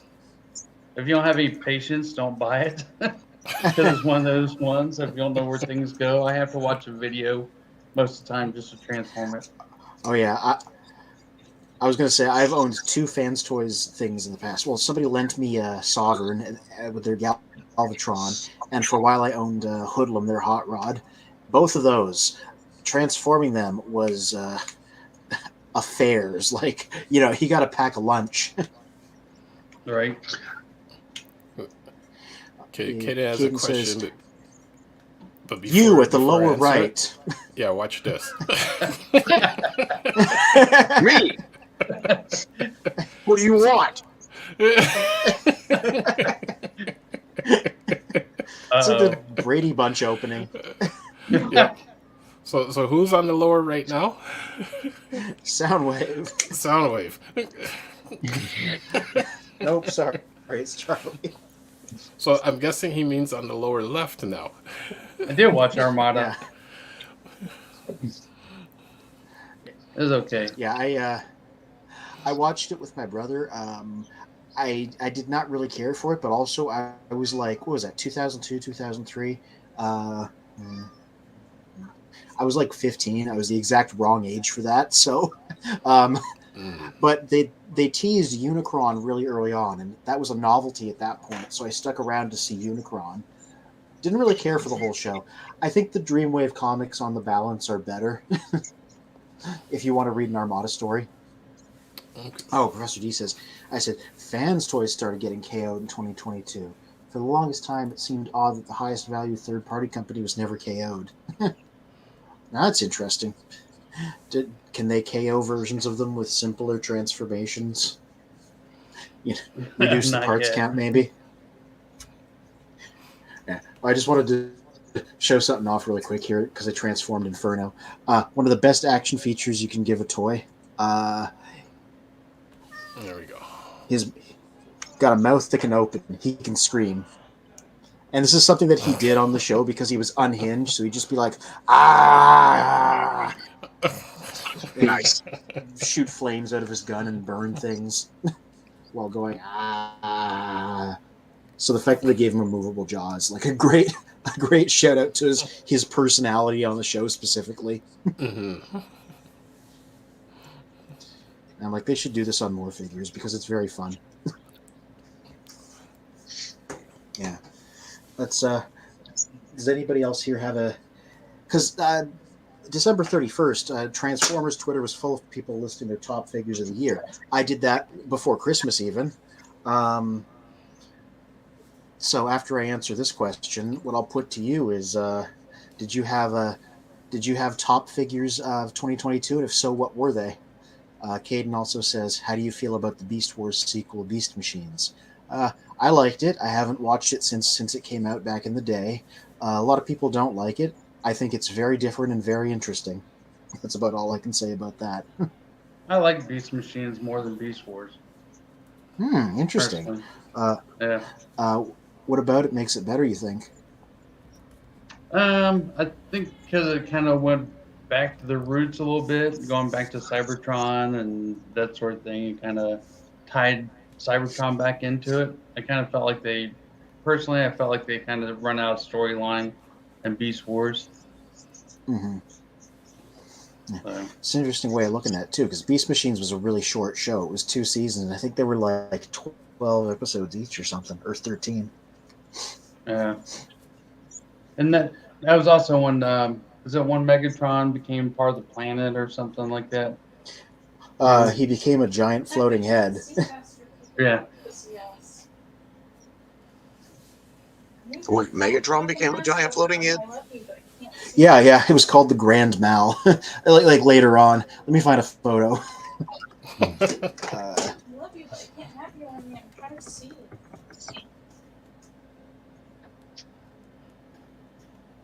Yeah, there we go.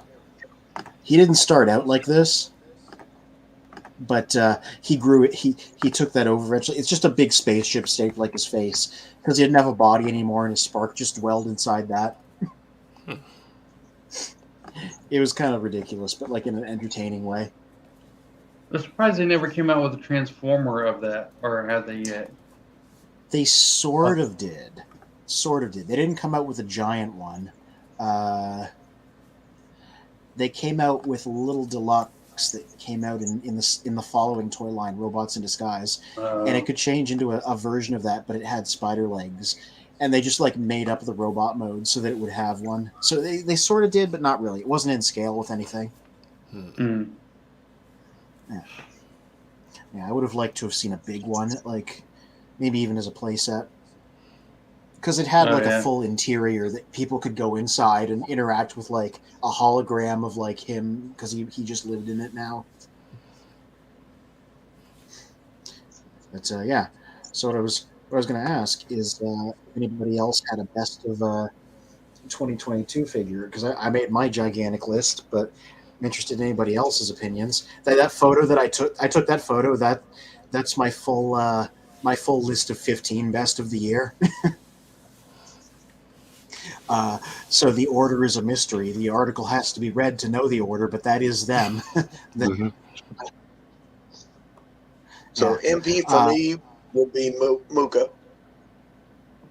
which is with the rubber tits. With the rubber tits. That's the MP Nightbird. That was big Firebird. Yeah. Geez.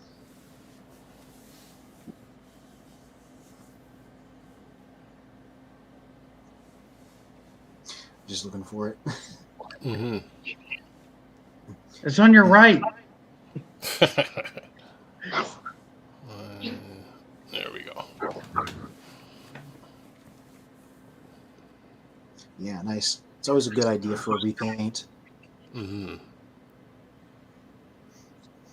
Yeah, I was on the fence about getting that one. Flexible. Very cool. Yeah. I have her and Nicey both worshiping Emperor Starscream, so that's why she's on her knees like this in my case, and her left hand is caressing his blaster. There's no race. And no, I don't have the rubber tits on her. Ow!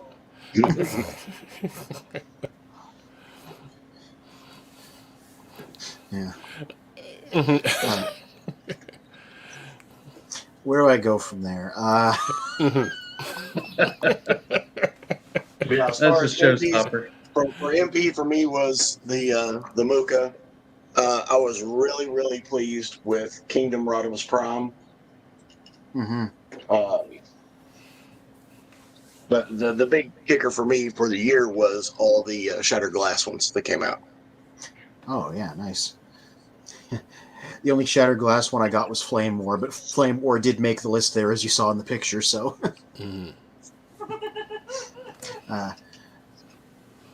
Yeah, I mean, I just sort of blended mine together in a long list because I think all I got was mainline stuff.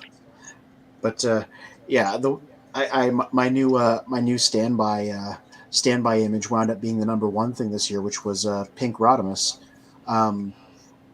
because the Generation 1 version is one of the few Generation 1 figures that I think still holds up by modern standards, because it's just really fun to flip around and transform. And then not only did they do it in cartoon accurate pink, like they could have just palette swapped the original and people would have been happy, because that's what the prototype was. Instead, they gave the entire paint job like a complete top to bottom makeover to just make it as screen accurate as they could. So take a figure that I already like and give it just absolutely gorgeous colors, and that became my favorite thing this year. And Kingdom Rodimus Prime was on last year's list because I got it last year. That was #1 of 2021. And yeah, I guess I'll put my second place because it's something a bit more conventional. Dragon Megatron here. He wound up being #2 on the list. He's for a leader class figure, he's gigantic and incredibly posable and has a lot of presence and isn't too difficult to transform. And they're not always worth the price tag, but this guy is. The rest are on the list there, but these were my top 2 of this year. Nice. But I always make it 15 because too many good things come out for me to just do 10, and I'm like, I got to talk about more than just those ones. Mm-hmm. Yeah. A lot of people called Legacy G-Axis their top favorite on like Transformers Twitter, and I'm like, that's on my list too. It's pretty high up. I wouldn't call it my absolute favorite, but that turned out to be a pretty good one. Even if you're not like a Marvel guy like I am, it just a really good, chunky, posable, interesting looking figure with its 90s scowl. Yeah, like I'm actually impressed of that character coming out, and especially designed as he was in the comic book from the 90s. Yeah, Derek Yaniger was the artist that designed him, and I'm like, I hope they sent him a copy. They sent Simon Furman a free copy of G-Axis because he was the guy that like invented him on the writing side as opposed to the art side. So I don't know I don't know about Derek Yaniger's social media presence, but I hope they sent him a free copy too because they literally just took his art and put it in 3D. Yeah. Caden says, and do y'all have toys of your favorite characters? Of course, Hot Rod's my favorite. That's the other reason why I like this, why this was number one. They did the Generation 1 figure right.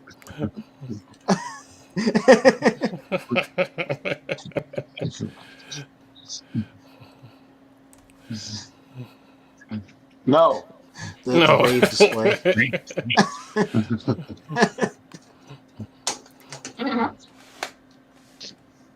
I have very few. Yeah. You're like, I don't know, a couple. Just one or two. One or two. One or two. Just like, don't look behind me. Yeah. Yep. No, Caden, I'm that collector that buys them in 2s and 3s so that I can display them in robot mode, alt mode, one in the box.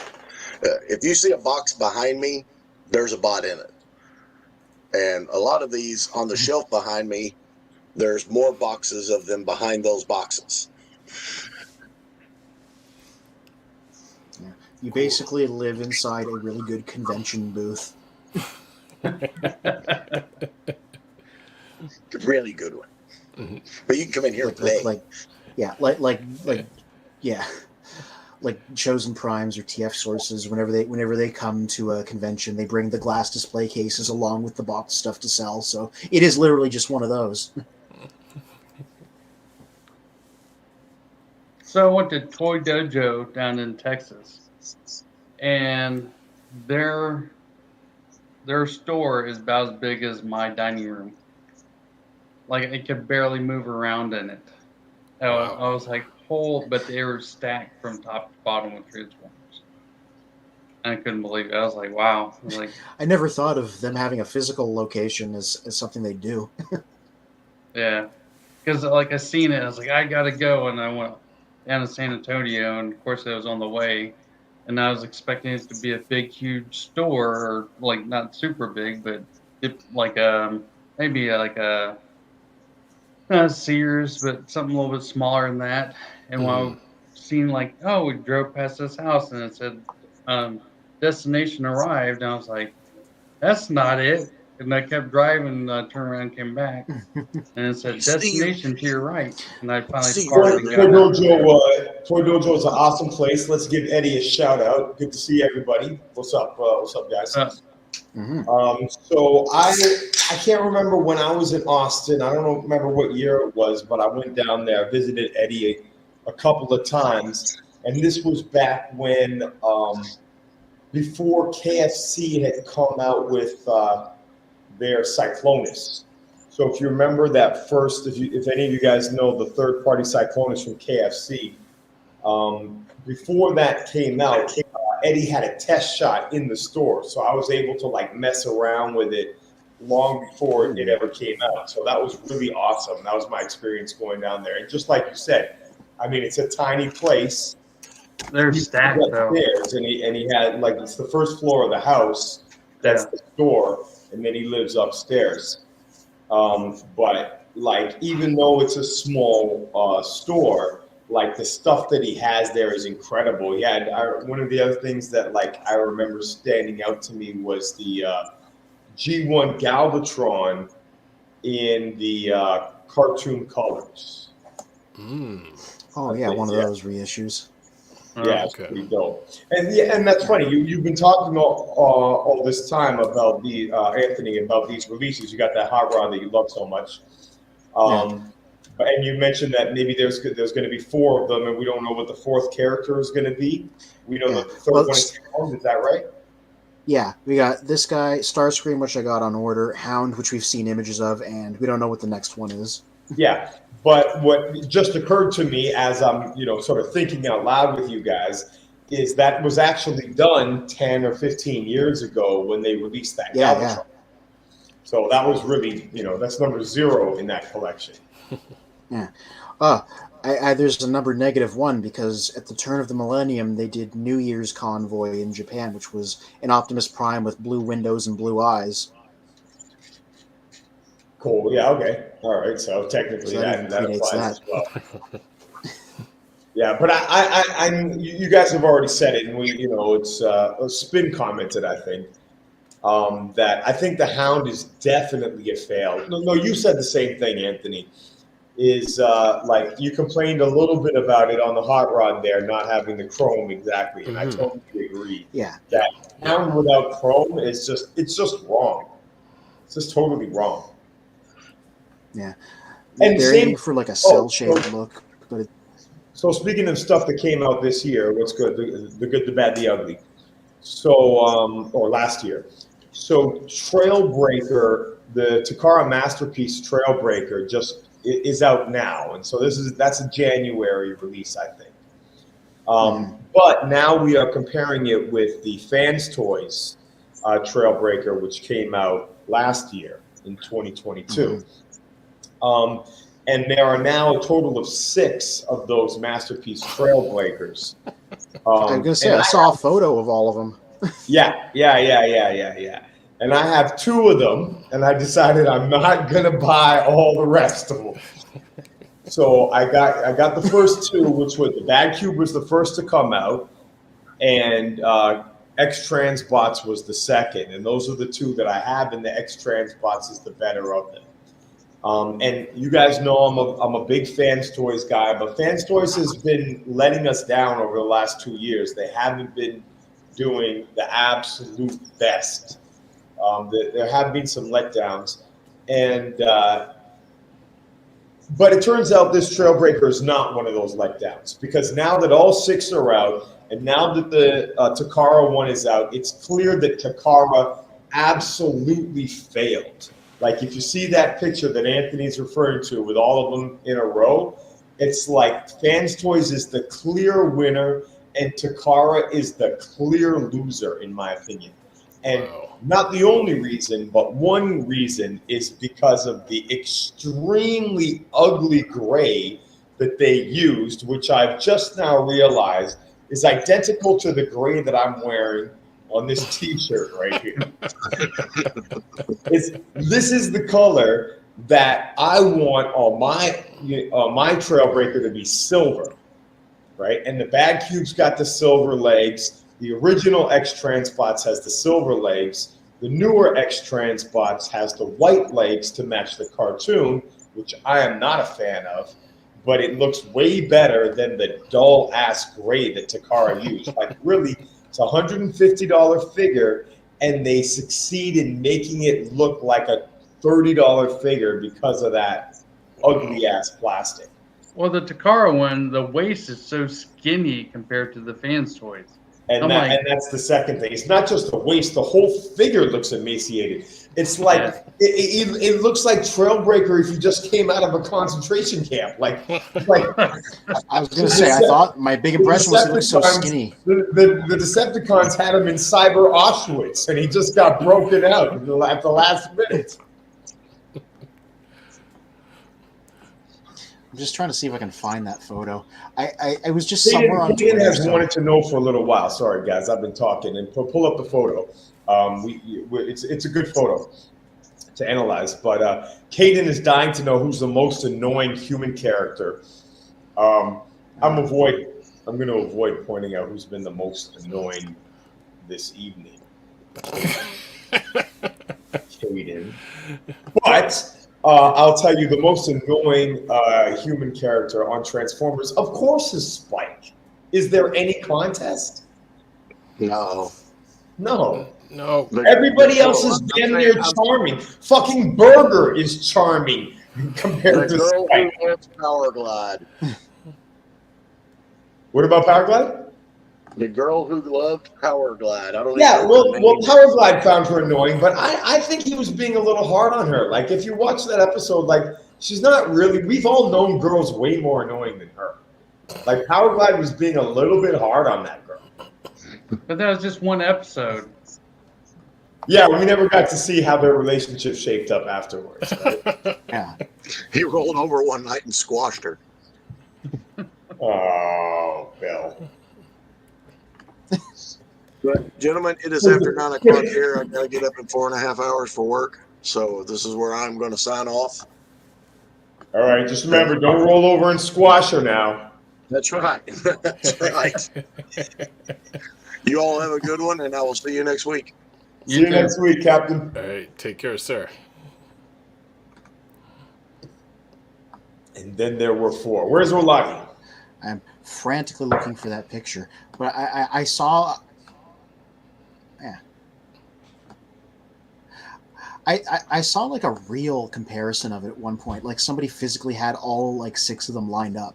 Right now, all I can find is like a picture of the stock imagery. So the funny thing is here. Let me say. Yeah. I'm looking on Dime Chalk because that's usually where you find these things. Charlie, did you? I know you got the Fans Toys one. Did you get any of the earlier ones? Of X-Trans or Trailbreaker? Yeah. Yeah, I got the Xbox one or Xbox. X-Trans Yeah. X-Transbots, yeah. Yeah. I So, like that one. sorry, go ahead. I said I liked it, but the only thing I didn't like was the hands, how they fit on the mushroom pegs, and then you could like the arm shoulder thing. I just felt like over time that stuff was going to break as it got older. Yeah. And Yeah, I was those like, shoulders seem like a possible issue. Yeah. But overall, between the two of them, the aesthetic between those two, because I think those are the top 2. I kind of like the X-Transbot. What do you like better on your shelf? I like the X-Transbot. I think it fits the character more than the Fans Toys. I like the Fans Toys, but I definitely feel like it fits the character more. I agree. I like that he's taller. I want Trailbreaker to be taller than the other guys. Yeah. And X-Transbot's did the tallest one, and he also has, he's distinctively Trailbreaker, whereas the Fans Toys one is kind of like more of a generic Autobot shape. Right. I got it. But that's the picture. There you go. Yeah, there it is. I mean, come on. You see what I'm saying about the concentration camp? Yeah, that center one there. Like, what were they thinking? Okay, so here, let's do it like this. Spin. I want to hear Spin analyze these 5 characters. I said 6. Sorry, there's 5. Given that Spin, you don't know what the companies are. Give us characterize each one. Which one is this? You can't even see which one's which. Yeah. So there's the bodybuilding Trailbreaker. There's the emaciated Trailbreaker. You give us your opinion on the best and the worst and why. Okay. The middle one's completely out. Yeah, so I'm not familiar with the newer Trailbreakers, but just from the first glance of all 5 of them, middle one is out for me. Let's give them numbers. Let's just say the one on the left is number 1, the one on the right is number 5. So number 3 is out. Number 3 is out. Number 1 is out. Why? Just because the head sculpt is not correct. And also the arms are a bit bulky. The bottom half is okay, but from the top, from the waist up, he doesn't work. Number 1's out. Number 3 is out. Number 5 is also out. Just he looks like a shorter version of what he should really look like. For myself, like a stumpy Trailbreaker. Yeah, so that's it's a Trailbreaker who got his growth stunted. I think out of all of them, the closest is possibly 4. it's a toss up between 2 and 4. 2 being the closest. 4, I think, like, just the blues are too bright, and he's somewhat kind of stretched out from what he should be. But then number 2 kind of fits almost more of a car than a truck aesthetic. So it's a toss up between the 2. So it's Okay. but at least with 2, his back cannon and everything else kind of fits his character as it should. Yeah, yeah. So, so the number 4 that you've referenced there, there's another version of that same one that has the silver. Okay. That would make a huge difference. Yeah. It's also darker plastic too, and it's the original, yeah, the original, yeah. So the original one of number 4 is actually black. So yeah, and you can tell in this lineup, you could see almost all of them look black except for that 4th one. It's like it's sort of bluish black. But the original was a shiny black. So the original totally had a better paint job, in my opinion, because I don't like that white. I want the silver. So you see, number 1, which you said is out all the way. Totally agree with you. The one thing that I like, and that is the Bad Cube one. So basically, without knowing the companies, your analysis is bang on with everything we've been saying, including what Charlie was saying about. I said Fans Toys is the clear winner, and you did pick out the Fans Toys as the number 1, but it is a toss up between the X Transbots and the Fans Toys. X Transbots number 4 there, and Fans Toys number 2, and I just decided to stick with the X Transbots because I didn't think that the Fans Toys was that much better. There's some things that are better about it, but with the original paint, which is the silver, and that silver, like I said, matches the Bad Cube. So the one thing that I like about the Bad Cube, which is number 1 in the lineup here, is that he's got the silver thighs, he's got the silver arms. And then MMC on the far end also sort of has the silver gray there. But that one, not only is he the most generic and least Trailbreaker-like, maybe with the exception of 1. I guess you could say that with both of the ones on the... No, actually, Tagara looks like a joke. So, I don't know, whatever. We've done this to death. Clearly it's Fans Toys or X-Fans bots. Well, oh yeah, Anthony, what are your thoughts? Removed from anything else, I just want to know what happened with the head sculpt of number 1, because that's just unlike the character, like, at all. Like, every other one of those gets the details right. That one's just like, I'm completely off. Here's what's so funny about that. You're totally right, but I think the answer is you don't know it until you actually see it in comparison, because because this was the very first Masterpiece scale Trailbreaker to come out. Okay. So when that came out, I got that, and Trailbreaker was one of the last was one of the last cars to come out from season 1. Like for season 1 and 2, aside from, I told you we still need the Protectobots, but aside from that, all the individual characters were done. But the last 2 characters from season 1 and 2 to be released in MP scale were Trailbreaker and Jetfire.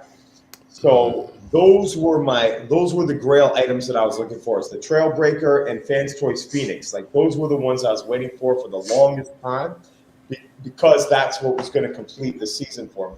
So when I got this Trailbreaker, I loved it.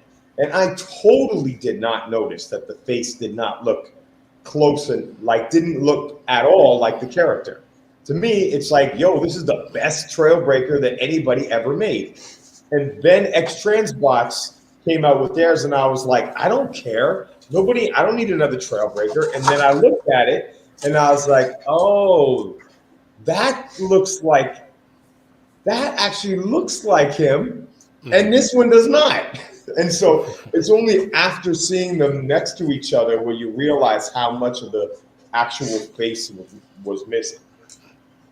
Yeah, because looking at that first one, his face is almost more sculpted like Mirage than Trailbreaker. Yeah. Totally looks like Mirage. You nailed it. Or Hound. It looks like Hound. Yes, that is true. Yeah. Yeah. I would go with number 2 is my favorite out of that. Trying to remember that number 4 does have a version with better colors. I just like the face on number 2 better than number 4. It's the eyes are less sticky outy. It looks a bit more natural. But that's me fishing for something because those two. No, the are face pretty, is really good on the pretty fan heavily force. The face is excellent. tied. Yeah.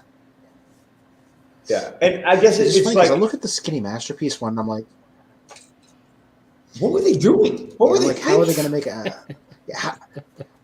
I'm like, how are they going to make a hoist out of him? Because hoist is specifically supposed to be rotund. Mm-hmm. Yeah. I don't know. I just don't get it. Like, if you're the last to market, you have the advantage. Like, Fans Toys had the advantage here, right? They came out after everybody else. You know what? I said Bad Cube was the first to come out, but Bad Cube and MMC came out around the same time. The MMC might have been just a little bit after. Yeah. So they were X Transbots came out third. I misspoke. But yeah, but to come out like no, go ahead. I was going to say the weird thing is, like, I have Earthrise Hoist here, which is, a retool of Earthrise Trailbreaker, and like this mainline figure gets the proportions right at least. Different head, different backpack, but like they made him like I think that I think they made him shaped Earthrise, correctly, and that's not even an awesome. I like that figure a lot, to be honest. Mm-hmm. Yeah. And like I don't have Trailbreaker with me, but like it's just different head, different backpack. Everything else is proportionally the same. And I'm like, all they needed to do was like expand it, blow this up and give it more complexity, so it has Masterpiece budget, and then that would have done it. So let me here. This is interesting because here's an example. There's another example with Bad Cube and Takara where the opposite thing happened. So Bad Cube also was the first to come out with a Masterpiece Sunstreaker, and there's only 2 Masterpiece scale Sunstreakers. There's the Bad Cube one, and then there's the official Takara. And the Bad Cube one was extremely well reviewed. Unlike this Trailbreaker, that Sunstreaker, when it came out, all the reviewers said it was awesome. Oh, and I also just misspoke. There isn't only 2 Sunstreakers. There's the Omnigonic Sunstreaker, but it's best that we don't talk about it because it was a disaster. There's only 2 that you would ever want in your collection. So that's the Bad Cube one. And then about a year after Bad Cube came out with their Sunstreaker, Takara came out with theirs. And what everybody in the 3P community was saying is that Takara copied the engineering of Bad Cube. So it was an interesting scenario where Bad Cube is a third-party company knocking off the intellectual property of Hasbro Takara, but then Takara says, well, guess what? We're going to knock off your engineering and make our Masterpiece Sunstreaker. And they did. And they made it better. Like, they took the Bad Cube idea and they just, with the fake chest and everything, and they just did it even better. And so both of those Sunstreakers are awesome, but the Takara one really, really is a masterpiece. Like, that is a masterpiece transformer. And then so to see them drop the ball so pathetically here, where Bad Cube came out first, and then all these other companies did Trailbreaker, and now Takara was like, don't worry, we can make the worst one imaginable.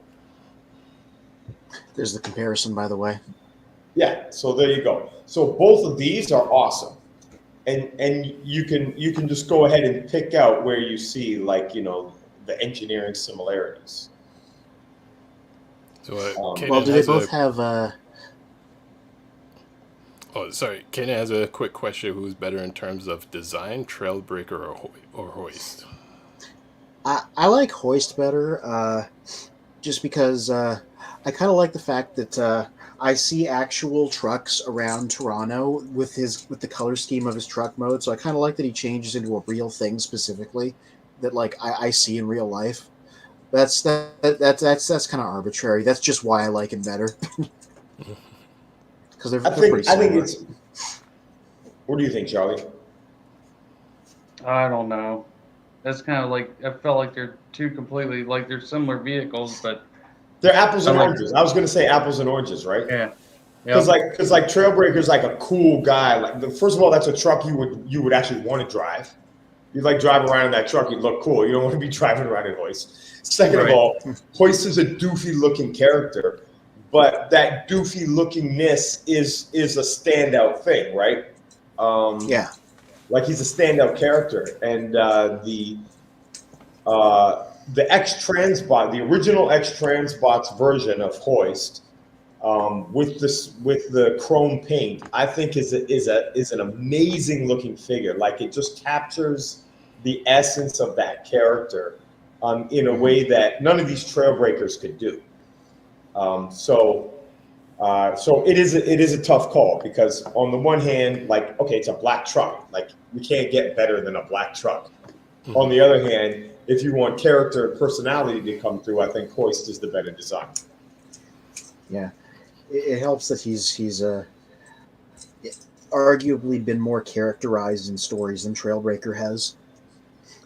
Now, what I love about this picture here is you've got, this is the official one is on the right, the bad cube is on the left, but the left one clearly has some, maybe that's Toy Hack stickers on it. So he's like extra decoed up with the stickers. Those stickers on the thighs there, or on the shins, I mean. Yeah, I was maybe wondering they're about meant to that. be reminiscent of his G1 toy. Yeah, probably. And Interesting. so, Because yeah, I'm liking the left one more. The left just one, 'cause the it's one without cleaner. the stickers? Wait, sorry?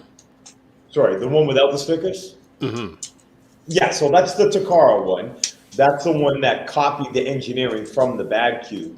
Okay. And it is the better figure. The Takara one is the better figure. Came out second. They studied the Bad Cube figure. They said, we're going to do basically a 2.0 of this, make it better. And they did. Right? It's more tune accurate. Look at those proportions, you know? Yeah. But it is a version of the same figure, right? And you can see the discrepancy. Like if you had one of these and then the other one came out, like, are you going to pay the extra money to buy the new one and sell your old one? Like, I don't know, maybe not. But imagine if you ended up with that Takara Trailbreaker and then the Fans Toys one came out. Like you could not call yourself a respectable collector and keep that Takara one. You have to get rid of it. So they just totally dropped the ball there. Well, some people like the Takara one because of the articulation and all the other stuff it came out with. And I guess if you like to pose your figures a lot, I guess. I mean, yeah, you might go for that, but no, I'm a big fan. I'm a big fan of articulation, and I definitely think that the Takara one is the best of all five of those in that regard. But I don't think that can be the best articulated figure. To me, that's a big pro. But not at the cost of the figure looking like trash. Like maybe I would pick this so all of us looked at the Fans Toys and the X-Transbots, right? Like we did a Spin had no idea which ones they were, and he still picked out the two that you and I are saying are the best. But now imagine if like one of them had twice the articulation of the other. Okay, then you would say that's the better one, even if it didn't look quite as good. Like when we say, okay, the Fans Toys one looks a little better, but if X-Transbots was way better articulated, which it's not, then it'd be the clear winner, right? I go for more looks. I was like, I like to. So I'm just saying, it's great that they have good articulation. Right. Yeah. Yeah, there's a specific comparison I'm looking up. Caden on YouTube says the left one looks better. Yeah. Yeah. Well, I mean, there's not a debate. There's not a debate about that. In this case, Takara did it better. Yeah. a specific image I want to bring up because I think it's relevant to the Trailbreaker thing there with them having more articulation, and that is my experiences with Masterpiece Hot Rod and Fans Toys Hoodlum, where Oh it yeah, was a direct, yeah, yeah, because yeah. here's the thing, like, because you can see there, Masterpiece Hot Rod, which is the one on the right, the one closer to the illustration, it did not look good, right? Like all the proportions were all messed up. Hoodlum managed to like maybe not Look at still how the not head is perfect, like but better. sunken into the chest. Like, Yeah, the spoiler's gone. He's got a barrel chest. The head is really small compared to the arms. Mhm. Got stick legs. That's actually a flattering picture. He looks worse from other angles. um, but yeah, the big. On the other hand, have the Masterpiece one with its like weird proportions. It was more fun to handle and transform, and it posed better than the Fans Toys one did. So it was basically a question of whether you cared about how it looked or how it handled. I mean, I don't have either of them anymore because the answer for me was it needs to do both of those things. But it was a very straight split between handles well and looks good. One thing I I'd think like to this know is this is a perfect example. Go ahead, Charlie. I was going to say, it seems like a lot of companies are scared to do Rodimus Prime or whatever, like the third party, or I mean, besides Takara or Hasbro coming out with their 86 one this year or last year. It seems like everybody's been scared to come out with, I'm, or not scared, but So yeah, I there want to is the see official either MP. Takara. Sorry, Anthony. Go ahead. I was going to say, we have the blueprint here with the Studio Series one. They finally had one with better proportions. It's got a new transformation scheme. I want to see either Takara or a third party steal the engineering from this and blow it up, because I think that's how you make a perfect Masterpiece scale one. You start with the Studio Series one, which I think sort of outdoes both of them. I'm like, I don't copy it exactly because you can do better things with more budget and scale, but I'm like, start here. This is the blueprint, I agree. Is that the hot rod, or is that Rodimus? Yeah, this is Studio Series 86 Hot Rod. Yeah, I think Charlie Hey, they was already asking did it. about The Rodimus Prime. was talking about Rodimus though. Well, either one of them. Yeah, true. Well, Do we have a delay? I think you do.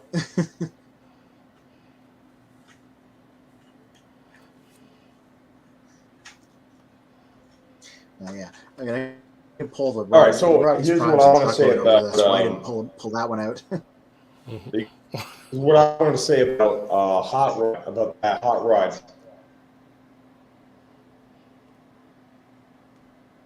Why are you guys all giggling while I'm talking? I suppose it's because I must be freezing. Yeah, you're freezing. Yeah. No.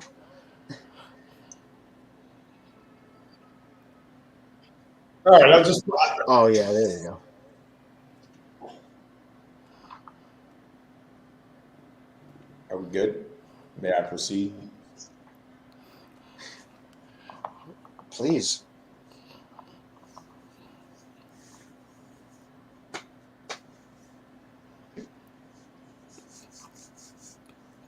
Now he's frozen.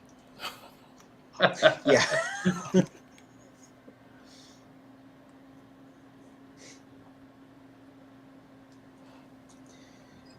Anyway, this one's real good.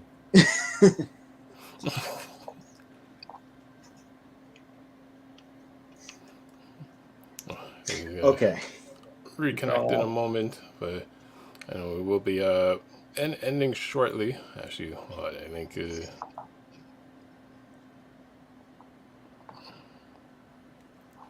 Not yet. Almost. almost. I was gonna say, interesting bit of trivia about this guy and this guy. The one of the designers of Studio Hot Rod said in an Instagram post about the figure, this one was supposed to be pink. The executives shot that down. Like, in the design process. Hmm. So that it would have literally looked like this if they'd had their way. I guess with this one, they finally managed to make it happen.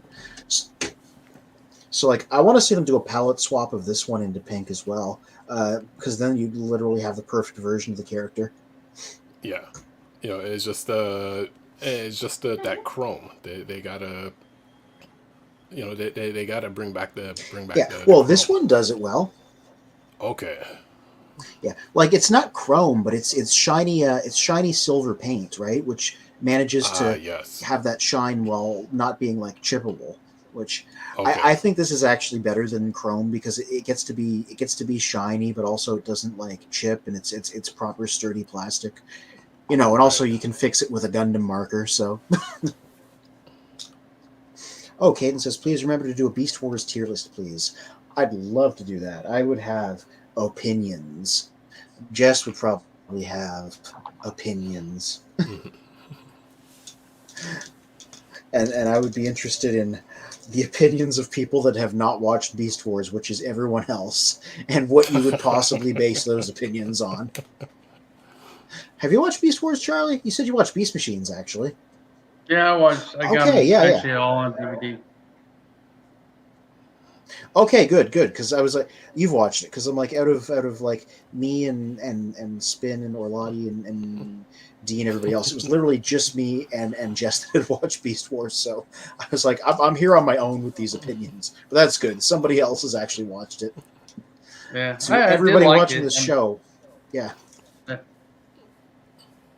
kind of everybody like watching this show should watch Beast Wars. But go ahead. the way they tied back into the original G1 and kind of explained the continuity too. Oh yeah. And I'm like, back in the day, because I'd come off watching Generation 2 reruns, and then Beast Wars was its own thing, and then seeing it tie back into Generation 2 was like a great moment for me as a kid, because I'm like, oh, this really is a follow-up to the thing I already watched. I know who these characters are. Right. That's what I was hoping with the movie, that Optimus would be a lot bigger than Optimus Primal. But Yeah. I think they want them to be able to battle alongside and possibly against each other, and it'd be a little hard when Optimus Primal is human size and Optimus Prime is Autobot size, so they just blow them up. right. Step on them. Yeah. Pick Megatron. Or, I guess, yeah. Ooh, Professor D says my GPU gave up for the night. See y'all next week. I hope that isn't mission critical. It sounds bad. Mhm. Wow. Definitely. We'll see you next week as well. Everything's Stick it in the crashing. freezer. That's how you fix overheating computers, right? I don't know. I know coolant's a thing. I don't know anything about building PCs. I mean, I build PCs. I actually stay away from water-cooled CPUs. I just have this thing about water and electronics mixing together. Yeah, it seems dangerous. I mean, cars work on that same concept, where it's like, the heat is taken away from the liquid, or sorry, the liquid takes the heat away from the metal. But I can't justify doing it with a computer. Well, Yeah. like on the some of the computers on the planes, they use used to use liquid coolant, Mm. and they've done that for years, but they've just recently gotten away from some of that stuff, and they just have fans running all the time. Okay. Well, I think we should almost call it an evening, but Kaden does have a question. If there was a G1 tier list, it would be like 2 hour stream, because there's so many characters. There's like a lot of characters. Maybe you could go season by season at least. That's still a lot of characters, but you could like break it Yeah. up. Yep. Like Yeah. season 1, or by toy year, like 1984 and season 1 are two different things. Mm-hmm. That's an eventual idea too. I'd be able to have opinions on that. I watched everything. Like when it came out on DVD, I did finally watch actual Generation 1 start to finish, including the stuff I didn't watch as a kid because they didn't air it. So, I'd be able to do that list too.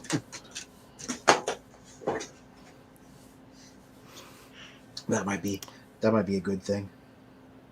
Yeah, I think we'll put that together for one of the future episodes. An all-nighter. Jeez, yeah. It's just charity stream marathon. Yeah. Yep. So, what do you have on the list for tomorrow's, or potentially on the list for tomorrow's bot review release? Yeah. Well, let's say tomorrow evening, because I got to put the finishing touches on it. Okay. The Inferno that I've been carrying around. Let's say tomorrow night, because I took the photos. I did the write-up. I need to give the write-up another pass. But we're going to have a look at this this final entry in the Beast Wars Season 1 cast. Mm-hmm. And later this week, I'm going to be doing my monthly non-bot review, and it's going to be something interesting and different. I mentioned at the top of the hour about how I used to do Playmates' Star Trek: The Next Generation figures when I was a kid.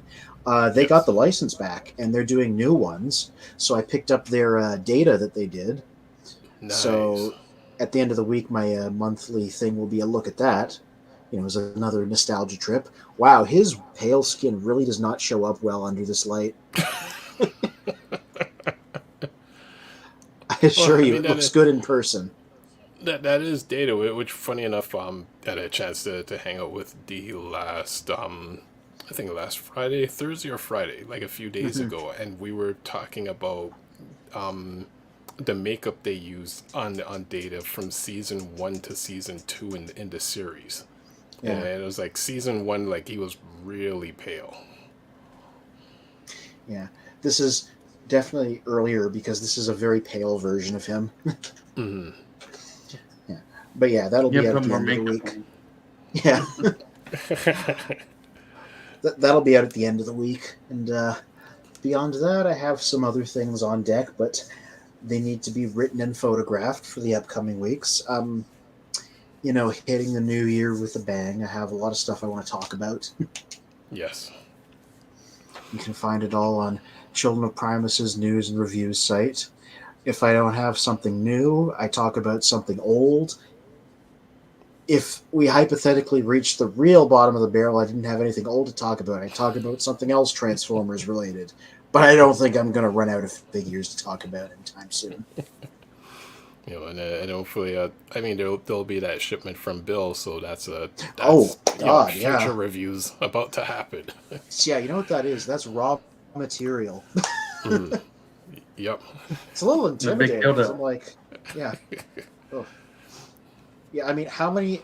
Because we're on. Hey, time to plug us. We're on Instagram. We're on YouTube. We're on Facebook. We're on TikTok. How many we're on Twitch? I think. How many of those would? Mm-hmm. How many of those would we be instantly banned from if I opened the box and that was in there? Oh, right. Yeah, that is a trick question. Yeah. It's a rubber snake, honestly. Yeah. Yeah, just straight up. Be like, is an octopus. Nice background. How's your GPU?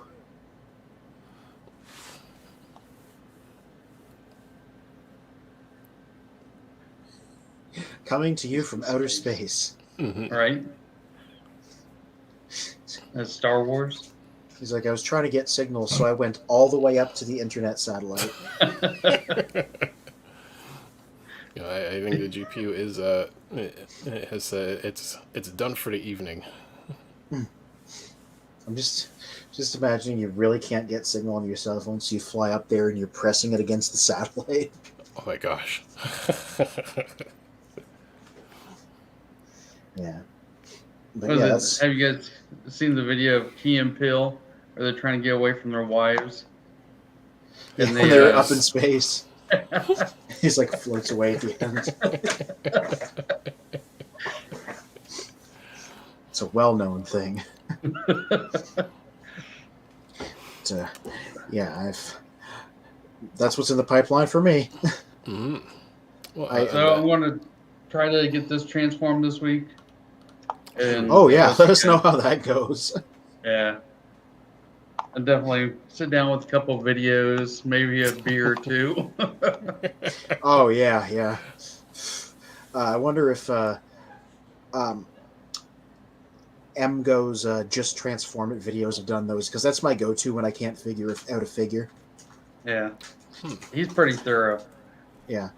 I appreciate the fact that that they're literally like, we know you're here to just watch it go back and forth because you need help. So here's no narration, no talk, just one mode, other mode. That's it. And then you can like Right. freeze frame it and squint at it if you need to, which I do on occasion for something big and complicated.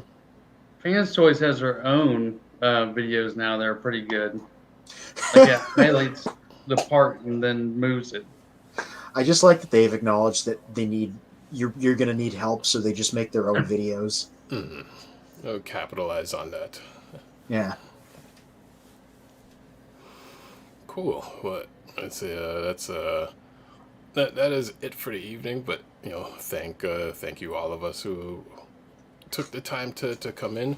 I'll have a lot more to speak on next week's stream, just the things that we have working in the background, but also thank everyone that came in the comments section as well. Mm-hmm. This is we're doing a slow roll into a new year. Yes. Yep. So yeah. Find out what's So coming next. so on that note, a good night for everyone. Mm-hmm. You too. Thank you. Have a great night. Yep.